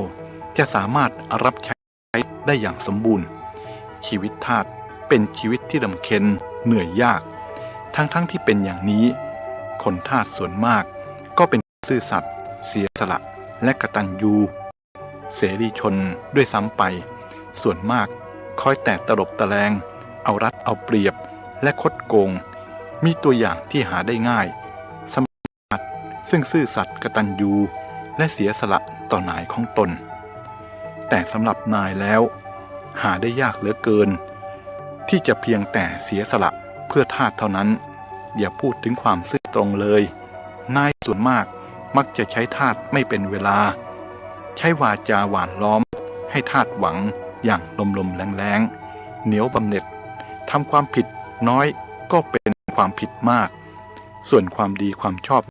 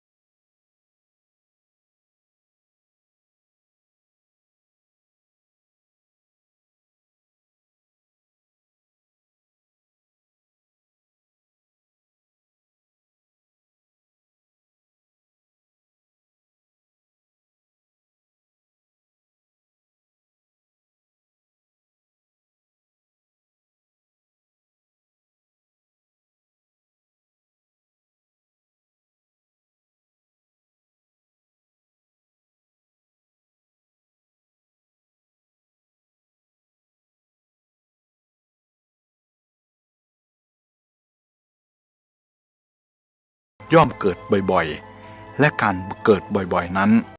ตถาคตกล่าวว่าเป็นความทุกข์เพราะสิ่งที่ติดตามความเกิดมาก็คือความแก่ชราความเจ็บปวดทรมานและความตายความต้องพลัดพรากจากสิ่งอันเป็นที่รักความต้องประสบกับสิ่งอันไม่เป็นที่รักความแห้งใจความคร่ำครวญความทุกข์กายทุกข์ใจและความคับแค้นใจอุปมาเหมือนเห็ดซึ่งโผล่ขึ้นมาจากดินและนำดินติดขึ้นมาด้วยหรืออุปมาเหมือนโคซึ่งเทียมเกวียนแล้วจะเดินไปไหนก็มีเกวียนติดตามไปทุกคนทุกสัตว์โลกเกิดมาก็นำทุกข์ประจำสังขารติดมาด้วยตราบใดที่เขายังไม่สลัดความพอใจในสังขารออกความทุกข์ก็ย่อมติดตามไปเสมอเหมือนโค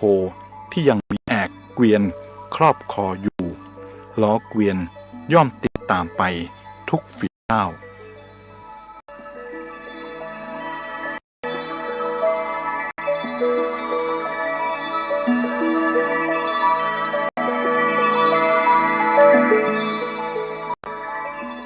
บัณฑิตเมื่อประสบลาภผลมีความเจริญรุ่งเรืองย่อมสงเคราะห์คนอื่นด้วยธรรมวิธีคือทางอันถูกต้องและแนะนำในสิ่งที่ควรแนะนำสิ่งที่ประกอบด้วยประโยชน์หาทุกข์มิได้เมื่อประสบทุกข์ก็ไม่ทิ้งธรรมไม่นำความเดือดร้อนให้แก่ผู้อื่นเหมือนอ้อยเข้าสู่หีบยนต์ก็ไม่ทิ้งรสหวานคชสารเข้าสู่สงครามอยู่ท่ามกลางอันตรายก็ไม่ทิ้งลีลาอันสง่างามทองคำแม้เข้าสู่เบ้าสูบก็ไม่กลับกลายเป็นทองแดงหรือกระเบื้องคนพาลยิ่งประสบทุกข์ยิ่งทิ้งธรรมละเมิดธรรมและจะละเมิดธรรมมากขึ้นเมื่อประสบผลดีมีความสุขแต่บัณฑิตมีลักษณะตรงกันข้ามยิ่งประสบทุกข์ยิ่งเห็นธรรมและเมื่อประสบความสุขมีลาภสรรเสริญก็ยิ่งจะได้โอกาสประพฤติธรรมมากขึ้น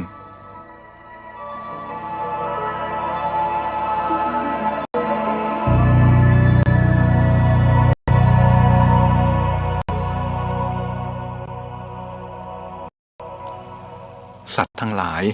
ย่อมสะดุ้งหวาดกลัวต่อความตายสัตว์ทั้งหลายต่างปรารถนาความสุขสบายเกลียดหน่ายต่อความทุกข์สิ่งที่สัตว์รักที่สุดก็คือชีวิตสิ่งที่สัตว์กลัวที่สุดก็คือความตายคนอาจจะยอมเสียสละคนอื่นสมบัติอื่นตลอดจนอวัยวะบางส่วนเพื่อให้ชีวิตคงอยู่ชีวิตมีค่าสูงสุดผู้ที่เรารักที่สุดก็คือผู้ที่ให้ชีวิตแก่เราได้แก่มารดาบิดาผู้ที่ชังที่สุดคือผู้ที่เอาชีวิตของเราไปเราอาจจะรู้สึกภูมิใจเมื่อได้ให้สิ่งใดสิ่งหนึ่งแก่ผู้อื่นแต่เราจะได้ภูมิใจที่สุดเมื่อได้ให้ชีวิตแก่ผู้อื่นทรัพย์ภายนอกเราเกิดมาเราไม่ได้เอามาด้วยแม้เมื่อเราตายไปเราก็เอามันไปด้วยไม่ได้จำต้องทิ้งไว้ให้คนอื่นใช้สอยแม้เมื่อคนอื่นนั้นตาย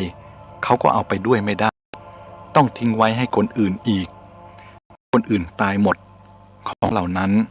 ก็ทิ้งไว้ในโลกนี้เพราะมันเป็นสมบัติของโลกเราเกิดมาเราก็ยืมโลกใช้ชั่วคราว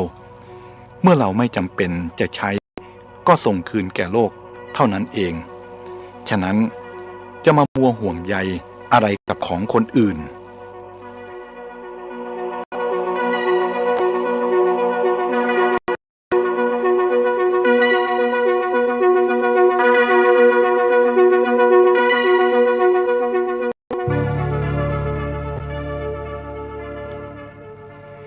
การที่ท่านเอาชนะสิ่งยั่วยวนต่างๆได้ไม่ตกอยู่ในอำนาจของสิ่งยั่วยวนต่างๆอันยั่วให้กำหนัดขัดเคืองรุ่มหลงและมัวเมานั่นเรียกว่าท่านเป็นผู้ชนะตนเองการชนะตนเองนี้เป็นสิ่งที่ชนะได้ยากชนะคนอื่นง่ายกว่า คนที่ชนะตัวเองจึงน้อยแต่ใคร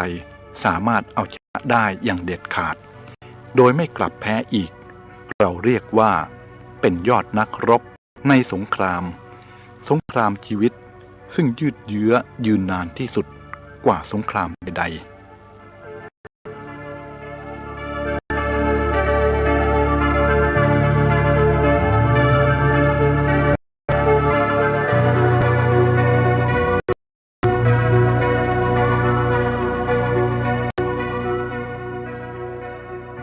ถ้าบุคคลสามารถได้สิ่งที่ตนประสงค์ด้วยกิจง่ายๆเพียงแต่บูชาเพลิงถวายเทพเจ้าแล้วในโลกนี้ใครเล่าจะเป็นผู้ยากจนแร้นแค้นใครเล่าจะพลาดจากสิ่งที่ตนประสงค์ท่านอาจพิสูจน์ด้วยตัวของท่านเองไว้ว่าหากใครสักคนหนึ่งกระโจนลงไปในกลองเพลิงเพื่อนำเอาตัวเองเป็นเครื่องบูชาเทพเจ้าคนนั้นก็ต้องตายเปล่าเทพเจ้าจะช่วยอะไรไม่ได้เลยเมื่อเป็นเช่นนี้อะไรเล่าจะช่วยให้เราบรรลุถึงจุดประสงค์ได้นอกจากตัวของเราเองตนเองนั่นแหละที่พึ่งของตนเมื่อปรารถนาสิ่งใดก็จงเอาตนนั้นเป็นที่พึ่งพยายามบากบั่นไปในทางที่ชอบเพื่อให้บรรลุผลที่ต้องการนั้นๆ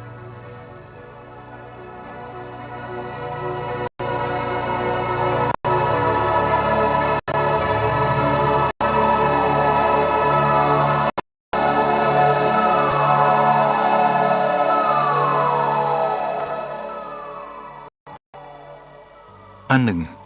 ความสุขที่เกิดจากโลกียารมณ์รัชนียารมณ์นั้น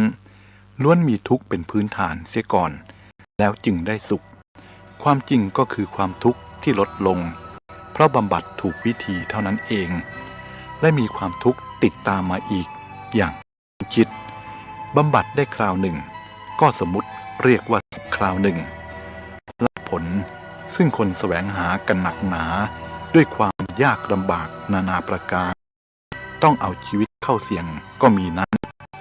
เมื่อได้มาแล้วหาใช่จะอำนวยความสุขให้ฝ่ายเดียวไม่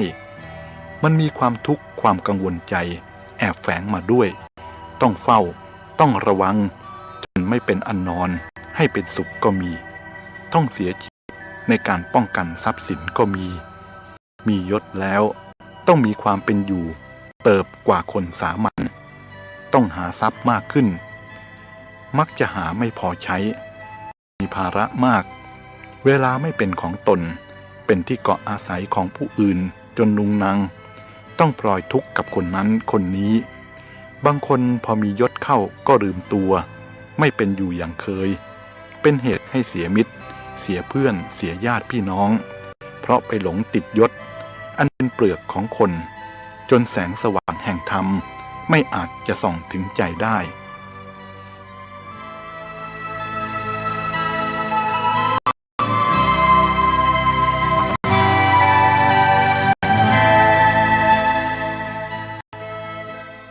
ดูก่อนเพื่อนนักปฏิบัติธรรมทั้งหลาย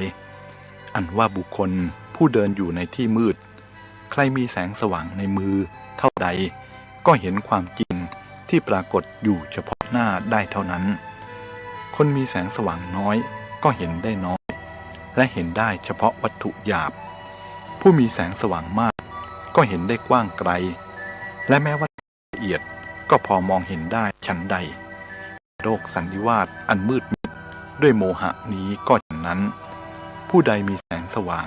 คือปัญญาน้อยก็ได้เห็นความจริงของชีวิตน้อยผู้มีปัญญามากลึกซึ้งกว้างขวางก็ได้เห็นความจริงของชีวิตมากเป็นเหตุให้ฉลาดในวิถีชีวิตรู้ว่าอะไรเป็นเหตุแห่งสุขอะไรเป็นเหตุแห่งทุกข์และเว้นเหตุแห่งทุกข์เสียประกอบพอกพูนเหตุแห่งสุขพร้อมทั้งมีอุบายอันฉลาดในการหลีกเหตุแห่งทุกข์ประกอบเหตุแห่งสุขเหมือนคนมีจักษุดีเว้นทางอันขรุขระอันเต็มไปด้วยอันตรายดำเนินไปในทางที่ปลอดภัยฉะนั้นแต่น่าเสียดายที่กว่าจะรู้ว่าอะไรเป็นอะไรคน ก็มักจะย่างเข้าสู่วัยชราทำอะไรไม่ค่อยทันเสียแล้วได้แต่นั่งนอนทอดถอนใจว่ารู้อย่างนี้จะทำอะไรได้ดีกว่านี้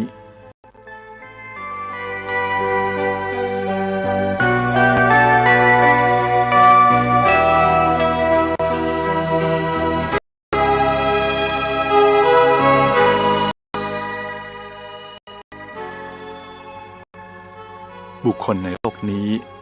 อยู่ร่วมกันย่อมต้องพึ่งพาอาศัยกันเอื้อเฟื้อช่วยเหลือกันคนยากจนช่วยเหลือคนมั่งมีด้วยกำลังกายคนมั่งมีอนุเคราะห์เกื้อกูลคนยากจนด้วยกำลังทรัพย์คนยากจนให้กำลังใจแก่คนมั่งมีด้วยการทำงานที่ดีคนมั่งมีถนอมน้ำใจคนยากจนด้วยปิยวาจาทั้งสองฝ่ายต่างอาศัยกันและกันด้วยการบำเหน็จประโยชน์ให้แก่กันไม่เอาเปรียบกันและวางตนเหมาะสมแก่ฐานะของตนท่านผู้เจริญมนุษย์ในโลกนี้ควรศึกษาให้เข้าใจควรลองปฏิบัติแสวงหาความสุขอย่างไม่อิงอาศัยอามิสเป็นพื้นฐานของจิตใจไว้บ้างเพื่อจะได้ถอนตนออกมาได้โดยง่ายเมื่อความสุขชนิดที่ต้องอาศัยอิงอามิสกลายเป็นพิษขึ้นมาเพราะความประมาทพลาดพลั้งหรือเพราะเสวยสุขนั้นมากเกินไป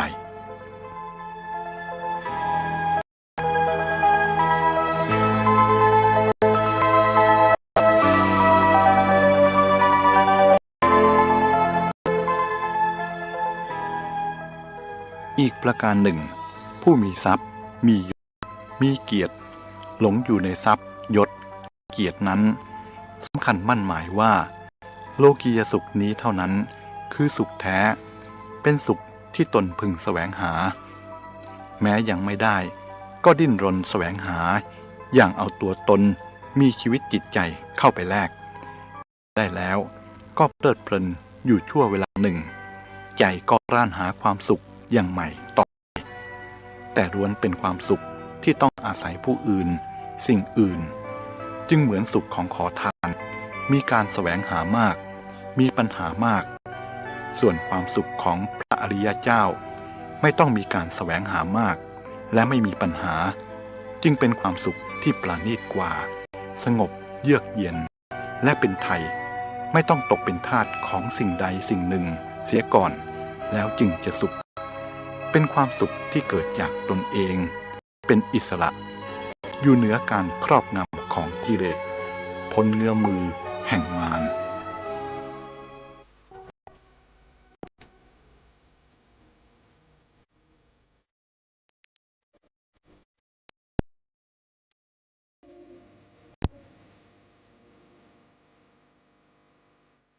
บุคคลผู้ฝังทรัพย์สินไว้เพื่อใช้ประโยชน์เมื่อมีความจำเป็นแต่ทรัพย์ที่ฝังไว้นั้นไม่อาจให้สำเร็จประโยชน์ได้เสมอไปคือทรัพย์นั้นอาจจะเคลื่อนจากที่เดิมเสียบ้างผู้ฝังลืมที่เสียบ้างอมนุษย์นำไปเสียบ้าง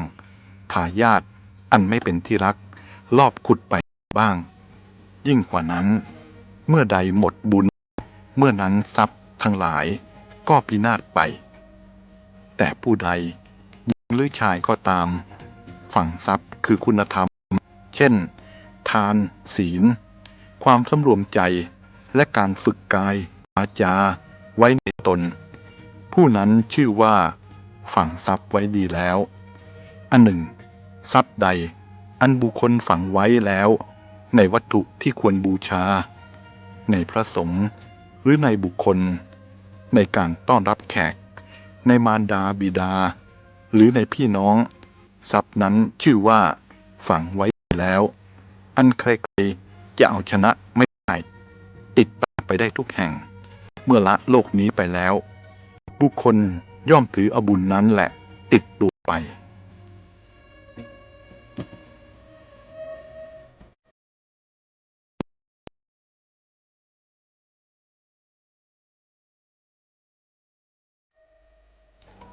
ภิกษุทั้งหลาย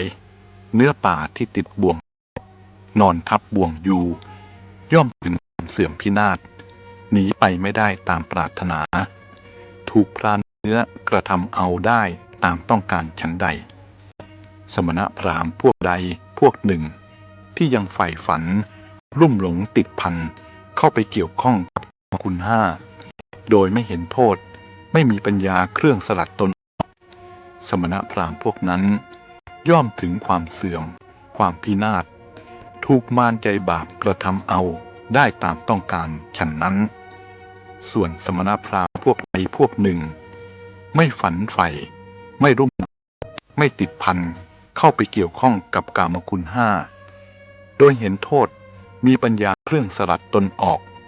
สมณพราหมณ์พวกนั้นย่อมไม่ถึงความเสื่อมความพินาศไม่ถูกมารผู้ใจบาปกระทำเอาได้ตามต้องการเหมือนเนื้อป่าที่ไม่ติดบ่วงแม้จะนอนทับกองบ่วงอยู่ก็ย่อมไม่ถึงซึ่งความเสื่อมความพินาศเมื่อพรานเดินเข้ามาก็หนีไปได้ตามปรารถนาไม่ถูกพรานทำเอาได้ตามต้องการ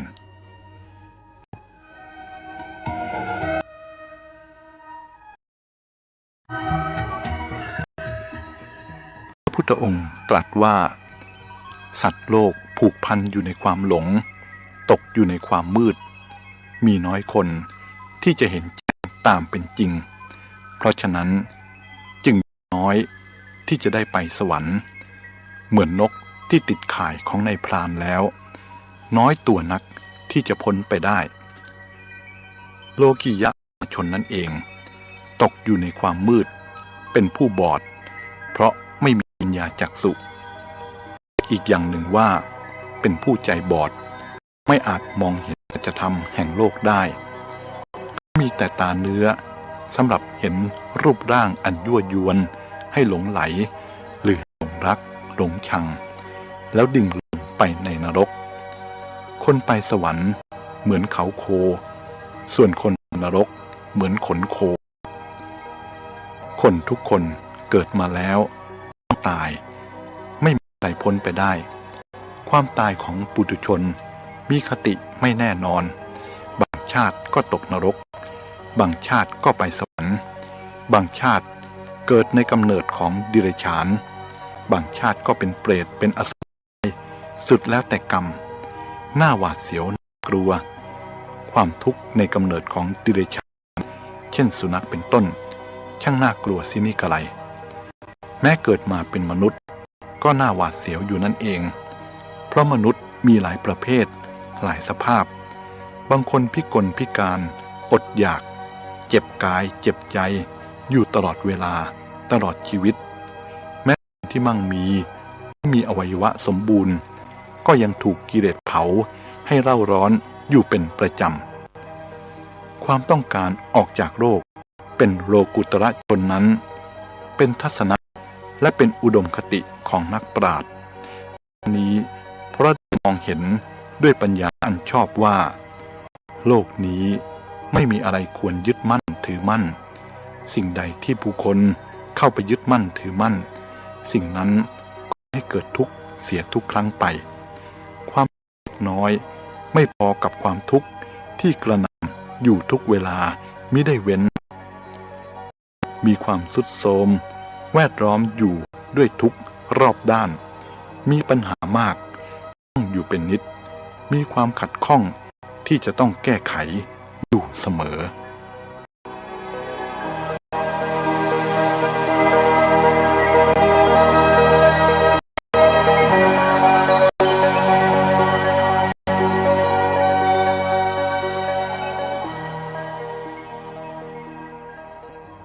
ข้าวเปลือกทรัพย์เงินทอง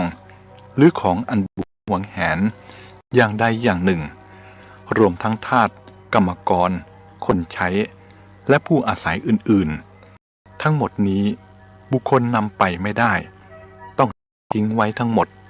แต่สิ่งที่บุคคลทำด้วยกายวาจาหรือด้วยใจนั่นแหละที่จะเป็นของเขาเป็นสิ่งที่เขาต้องนำติดตัวไปเหมือนเงาตามตัวฉะนั้นเพราะฉะนั้นผู้ฉลาดพึงสั่งสมกัลยาณธรรมอันจะนำไปสู่สัมปรายภพได้เพราะบุญย่อมเป็นที่พึ่งของสัตว์ทั้งหลายทั้งในโลกนี้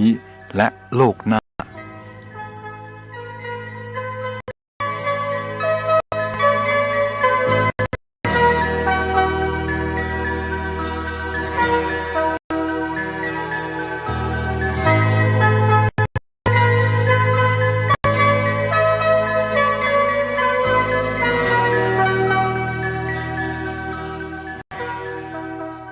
ที่พึ่งอันประเสริฐ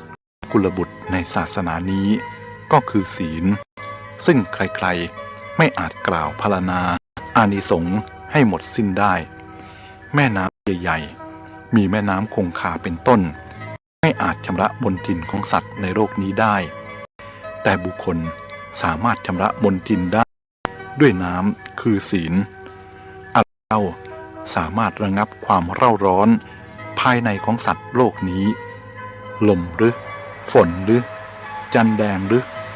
แสงจันทร์อันยองใหญ่หรือเปล่าเลยสิ่งเหล่านี้ไม่สามารถให้ความสงบเย็นได้ศีลต่างหากเล่าสามารถช่วยให้บุคคลมีความสงบเยือกเย็นกลิ่นอะไรเล่าจะหอมเสมอด้วยกลิ่นแห่งศีลซึ่งสามารถฟุ้งไปได้ทั้งตามลมและทวนลมบันไดที่จะก้าวไปสู่ประตูสวรรค์และเข้าสู่พระนครคือนิพพานเสมอด้วยบันไดคือศีลเป็นไม่มีพระราชาประดับไปด้วยบุกดามณีก็ยังไม่สง่างามเหมือนนักพรตผู้ประดับด้วยอาภรณ์คือศีลนี้คอยกำจัดภัยคือการติเตียนตนเองออกเสียแล้วก่อให้เกิดความอิ่มร่าเริงประหารกำลังแห่งโทษต่างๆเป็นต้น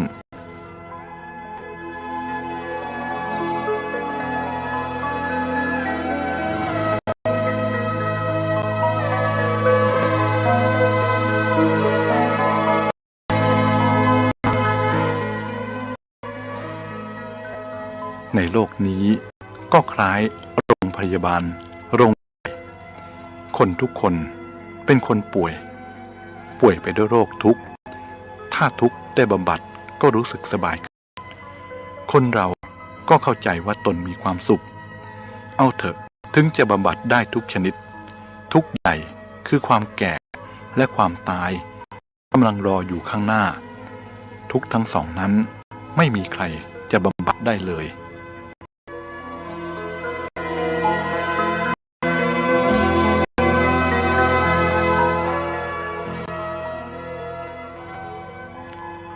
ถ้าเราเอาจิตใจ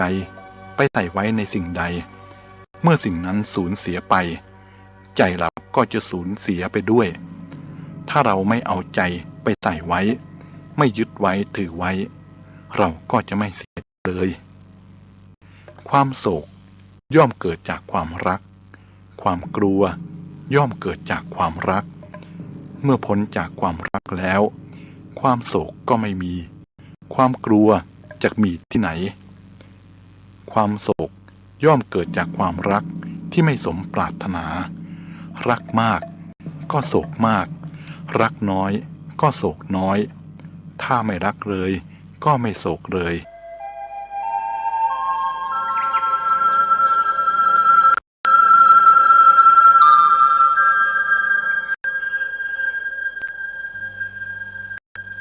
ความหลงคือความไม่รู้จริงแล้วเข้าใจผิดเหตุที่ไม่รู้ความจริงเพราะมีจิตมืดมัวเหมือนมีอะไรบางอย่างแทรกซ้อนอยู่ในดวงจิตดุจน้ำที่เต็มไปด้วยฝุ่นผงย่อมไม่แจ่มใสหรือดุจคนที่ผงเข้าตาทำให้รู้สึกขัดเคืองในตาคนส่วนมากที่หลงอะไรต่างๆอยู่เวลานี้เพราะดวงตาคือจิตใจของเขาเต็มไปด้วยผงทำให้ใจขุ่นมัวมองอะไรไม่เห็นถนัดจึงเข้าใจผิดไปเมื่อเข้าใจผิดก็ทำผิดพูดผิดไปด้วยผลที่เกิดก็คือทุกข์เมื่อเข้าใจผิดแล้วยังไม่รู้ว่าตัวผิดไม่คิดจะพิสูจน์ตามจริงแล้วก็เดินไปตามที่ผิดเรื่อยไปผงที่ทำให้จิตใจขุ่นมัวคืออะไรท่านควรจะทราบลักษณะของจิตใจเสียก่อน จิตใจของคนเราในเวลาปกติจะมีลักษณะแจ่มใสเยือกเย็นสงบจะคิดอะไรก็ทะลุปรุโปร่งเป็นความคิดที่ดีถ้าพูดอะไรออกมาในขณะนั้นก็เป็นคำพูดที่ดีการทำงานอะไรก็เป็นงานที่ดีเมื่อคิดดีพูดดีทำดีผลดีก็ย่อมเกิดขึ้นความอยากได้ความกระหายจะเข้าแทรกจิตใจทำให้จิตใจกระวนกระวายคล้ายเสือหิวที่ติดอยู่ในกรงบางเวลาความขุ่นเคืองโกรธแค้นจะเข้ามาแทรกจิตใจทำให้จิตใจเจ็บแสบประดุจถูกแทงด้วยเหล็กแหลมบางเวลาโศกเศร้าจะครองใจทำให้จิตใจหดหู่เงื่องหงอยบางเวลาความกำหนัดยินดีจะเข้าครองใจทำให้จิตใจฮึกเหิมแต่มืดมัวดุจช้างตกมันตาบอดความอยากความโกรธความริษยาความกำหนัดความโศกเป็นต้นเหล่านี้คือผงของจิตใจทำให้จิตใจขุ่นมัวมองเห็นอะไรไม่ถนัดดุจคนที่ผงเข้าตา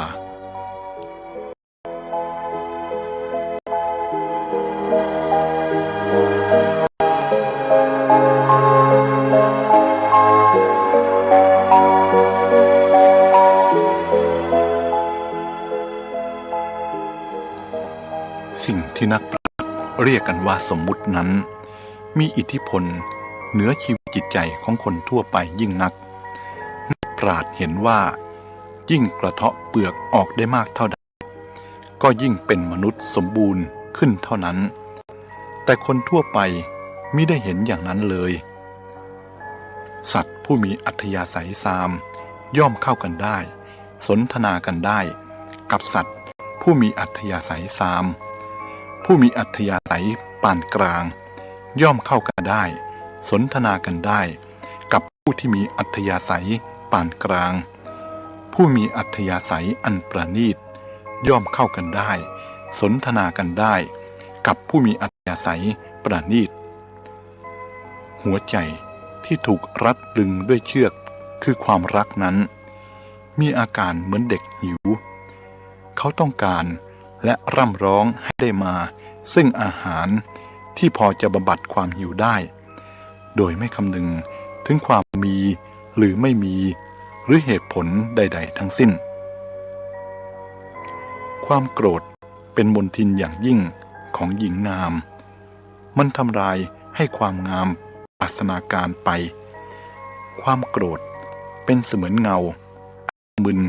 ของเมฆที่เคลื่อนเข้ามาบดบังความงามของดวงจันทร์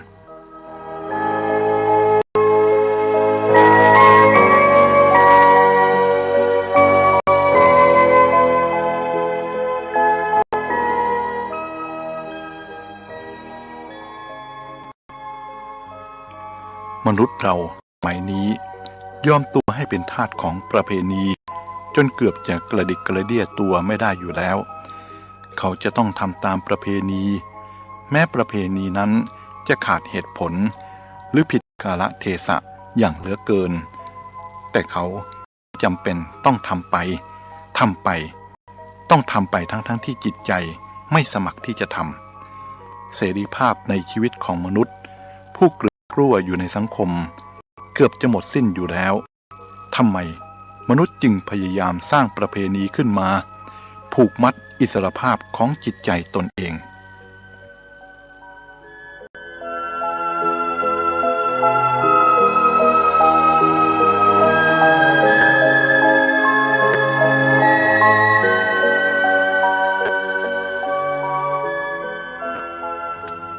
ในชีวิตของคนสามัญทั่วไป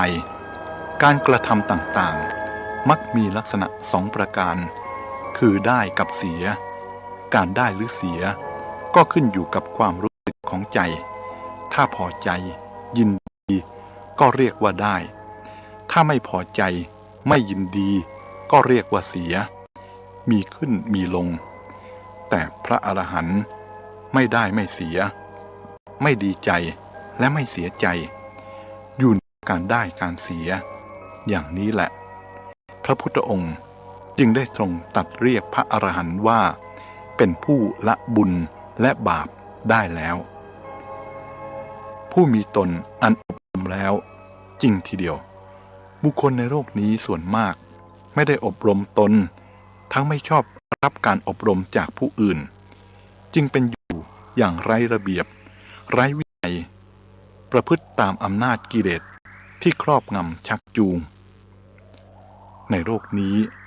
ธรรมะเท่านั้นประเสริฐที่สุดทั้งในปัจจุบันและอนาคตผู้จึงเป็นผู้ที่ประเสริฐเพราะมีสิ่งประเสริฐอยู่ในตน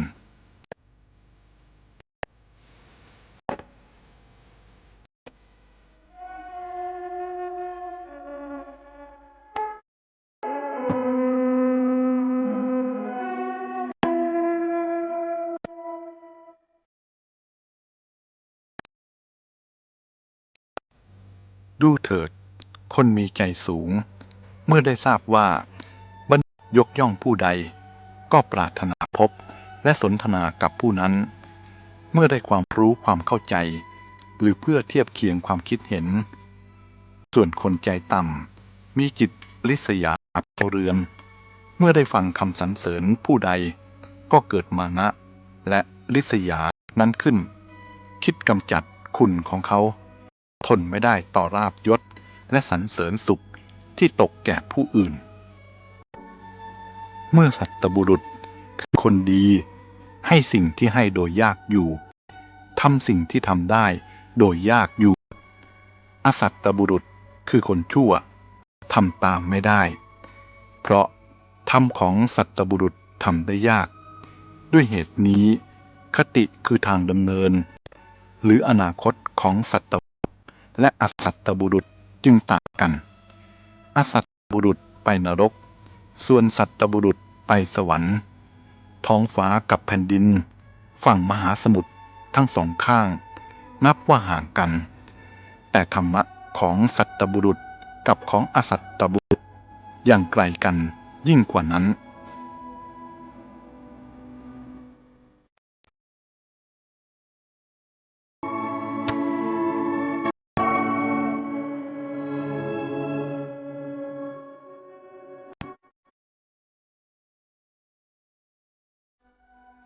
การกระทำของผู้ไม่มีกิเลสนั้นบางทีก็มีอาการคล้ายมีกิเลสผู้มีภูมิจิตระดับเดียวกันหรือเหนือกว่าเท่านั้นจึงจะรู้ได้ทำนองเดียวกันการกระทำของคนมีกิเลสบางคราวก็มีอาการเสมือนไม่มีกิเลสแต่ความจริงมีกิเลสเรื่องเหล่านี้เป็นเรื่องที่รู้ได้ยากดูเถิดดูเศรษฐีผู้มีทรัพย์แต่กลายเป็นคนยากจนแม้ขนมเบื้องก็ไม่อาจกินได้เพราะความตณีบีบคั้นครอบงำหัวใจคนตณีแม้จะมีทรัพย์มากก็กับคนยากจนเหมือนน้ำทะเลแม้มีมากก็อาศัยบริโภคไม่ได้มันเค็มส่วนทรัพย์ของคนดีแม้มีน้อยก็ปล่อยได้พึ่งเหมือนบ่อที่ได้พออาศัยอาบดื่มให้เป็นสุขได้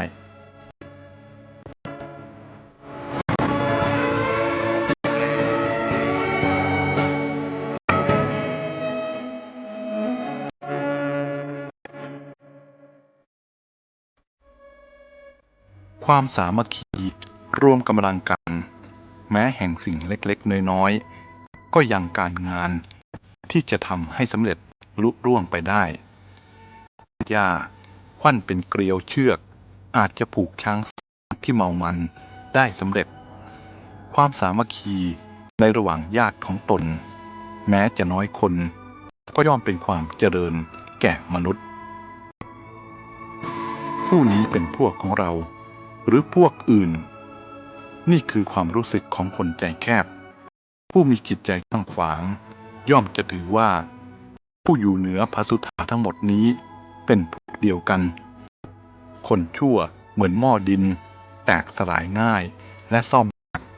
แต่คนดีเหมือนหม้อทองยากที่จะแตกแต่ประสานง่ายคนชั่ว แม้จะมีความรู้เป็นอาภรณ์ก็ต้องหลีกเลี่ยงเสียให้พ้นอสรพิษประดับเพชรแล้วมันจะไม่ทำอันตรายละหรือ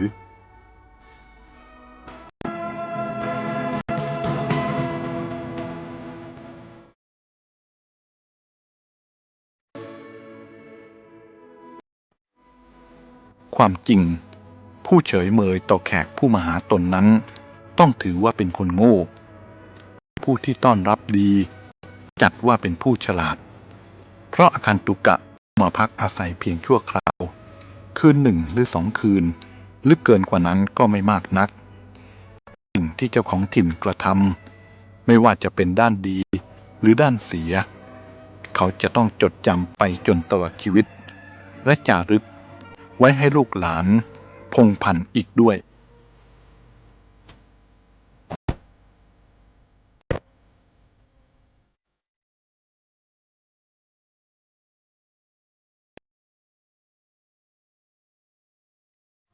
พวกเราทั้งหลาย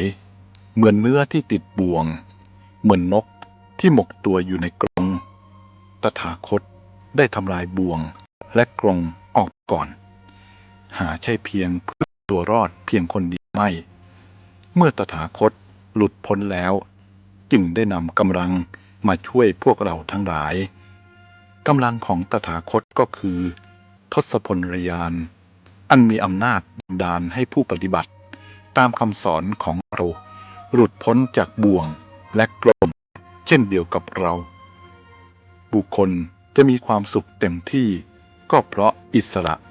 ปราศจากเครื่องผูกพันเที่ยวไปได้ตามปรารถนาเหมือนเนื้อในป่าที่ไม่ติดบ่วงด้วยประการฉะนี้ความทุกข์ทั้งปวงก็จะหลุดล่วงไปเอง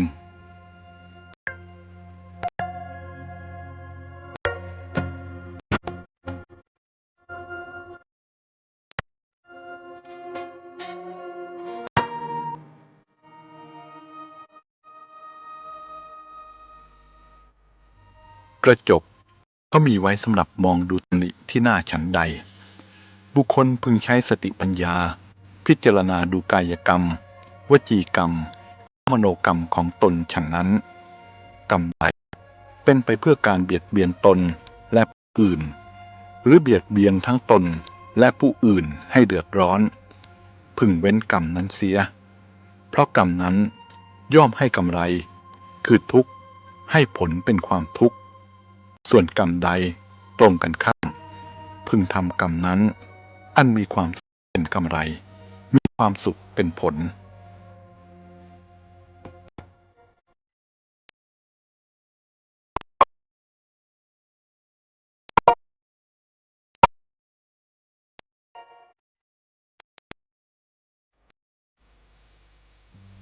บุคคลผู้มีสติปัญญาไม่ควรตีโพยตีพายในเมื่อประสบกับความขมขื่นในบางครั้งบางคราวเพราะสิ่งที่ทำให้ขมขื่นในวันนี้อาจกลายเป็นสิ่งที่มีอุปการะอย่างมากในวันหน้าทำนองเดียวกันไม่ควรหลงระเริงในความสำเร็จบางอย่างจนเกินไปเพราะสิ่งนั้นอาจชักนำไปสู่ความยุ่งยากในภายหน้าได้เหมือนกันปฏิบัติได้ตามนี้แล้วย่อมเป็นผู้ที่มั่นคงไม่หวั่นไหวหรือมีความหวั่นไหวน้อยที่สุดนี่แหละคือวิธีนำไปสู่ความสงบ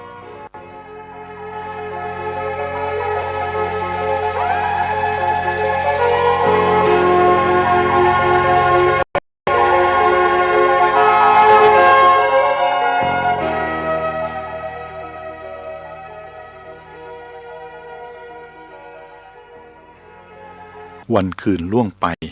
มิได้ล่วงไปเปล่าย่อมทำให้อายุผิวพรรณ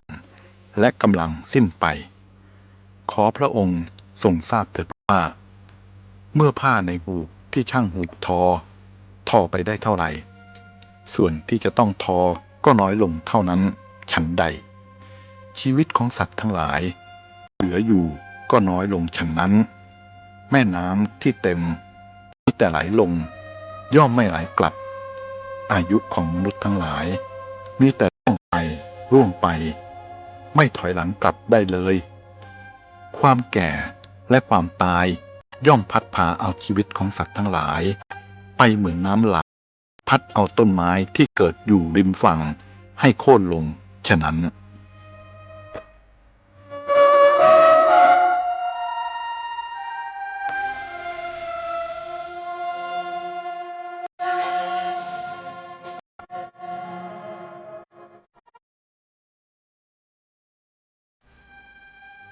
ผู้เห็นการไกล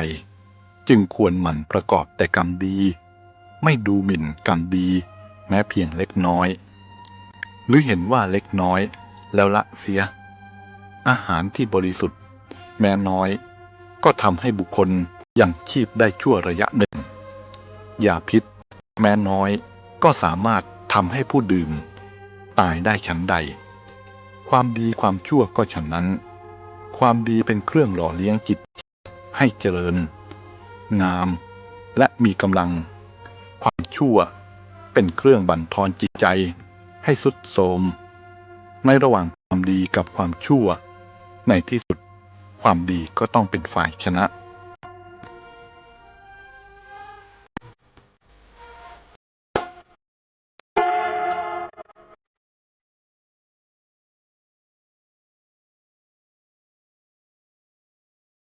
ศัตรูหมายเลขหนึ่งในชีวิตของมนุษย์ก็คือกิเลสส่วนมิตรหมายเลขหนึ่งก็คือธรรมะ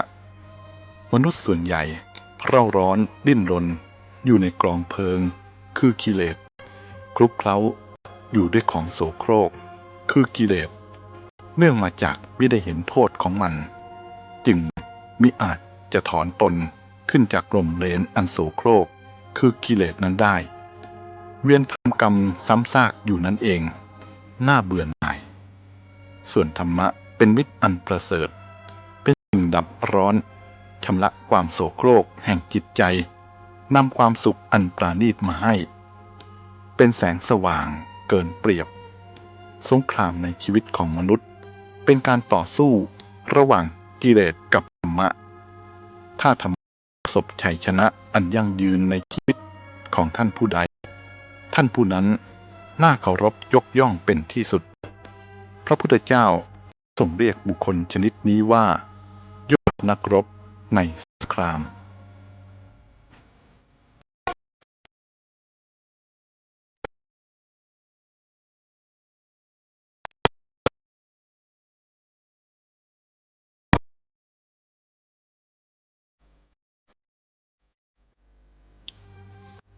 ขอความสุขสวัสดีจงมีแก่ท่านผู้ฟังโดยทั่วถึงกันทุกท่านทุกคนเทินเจริญธรรม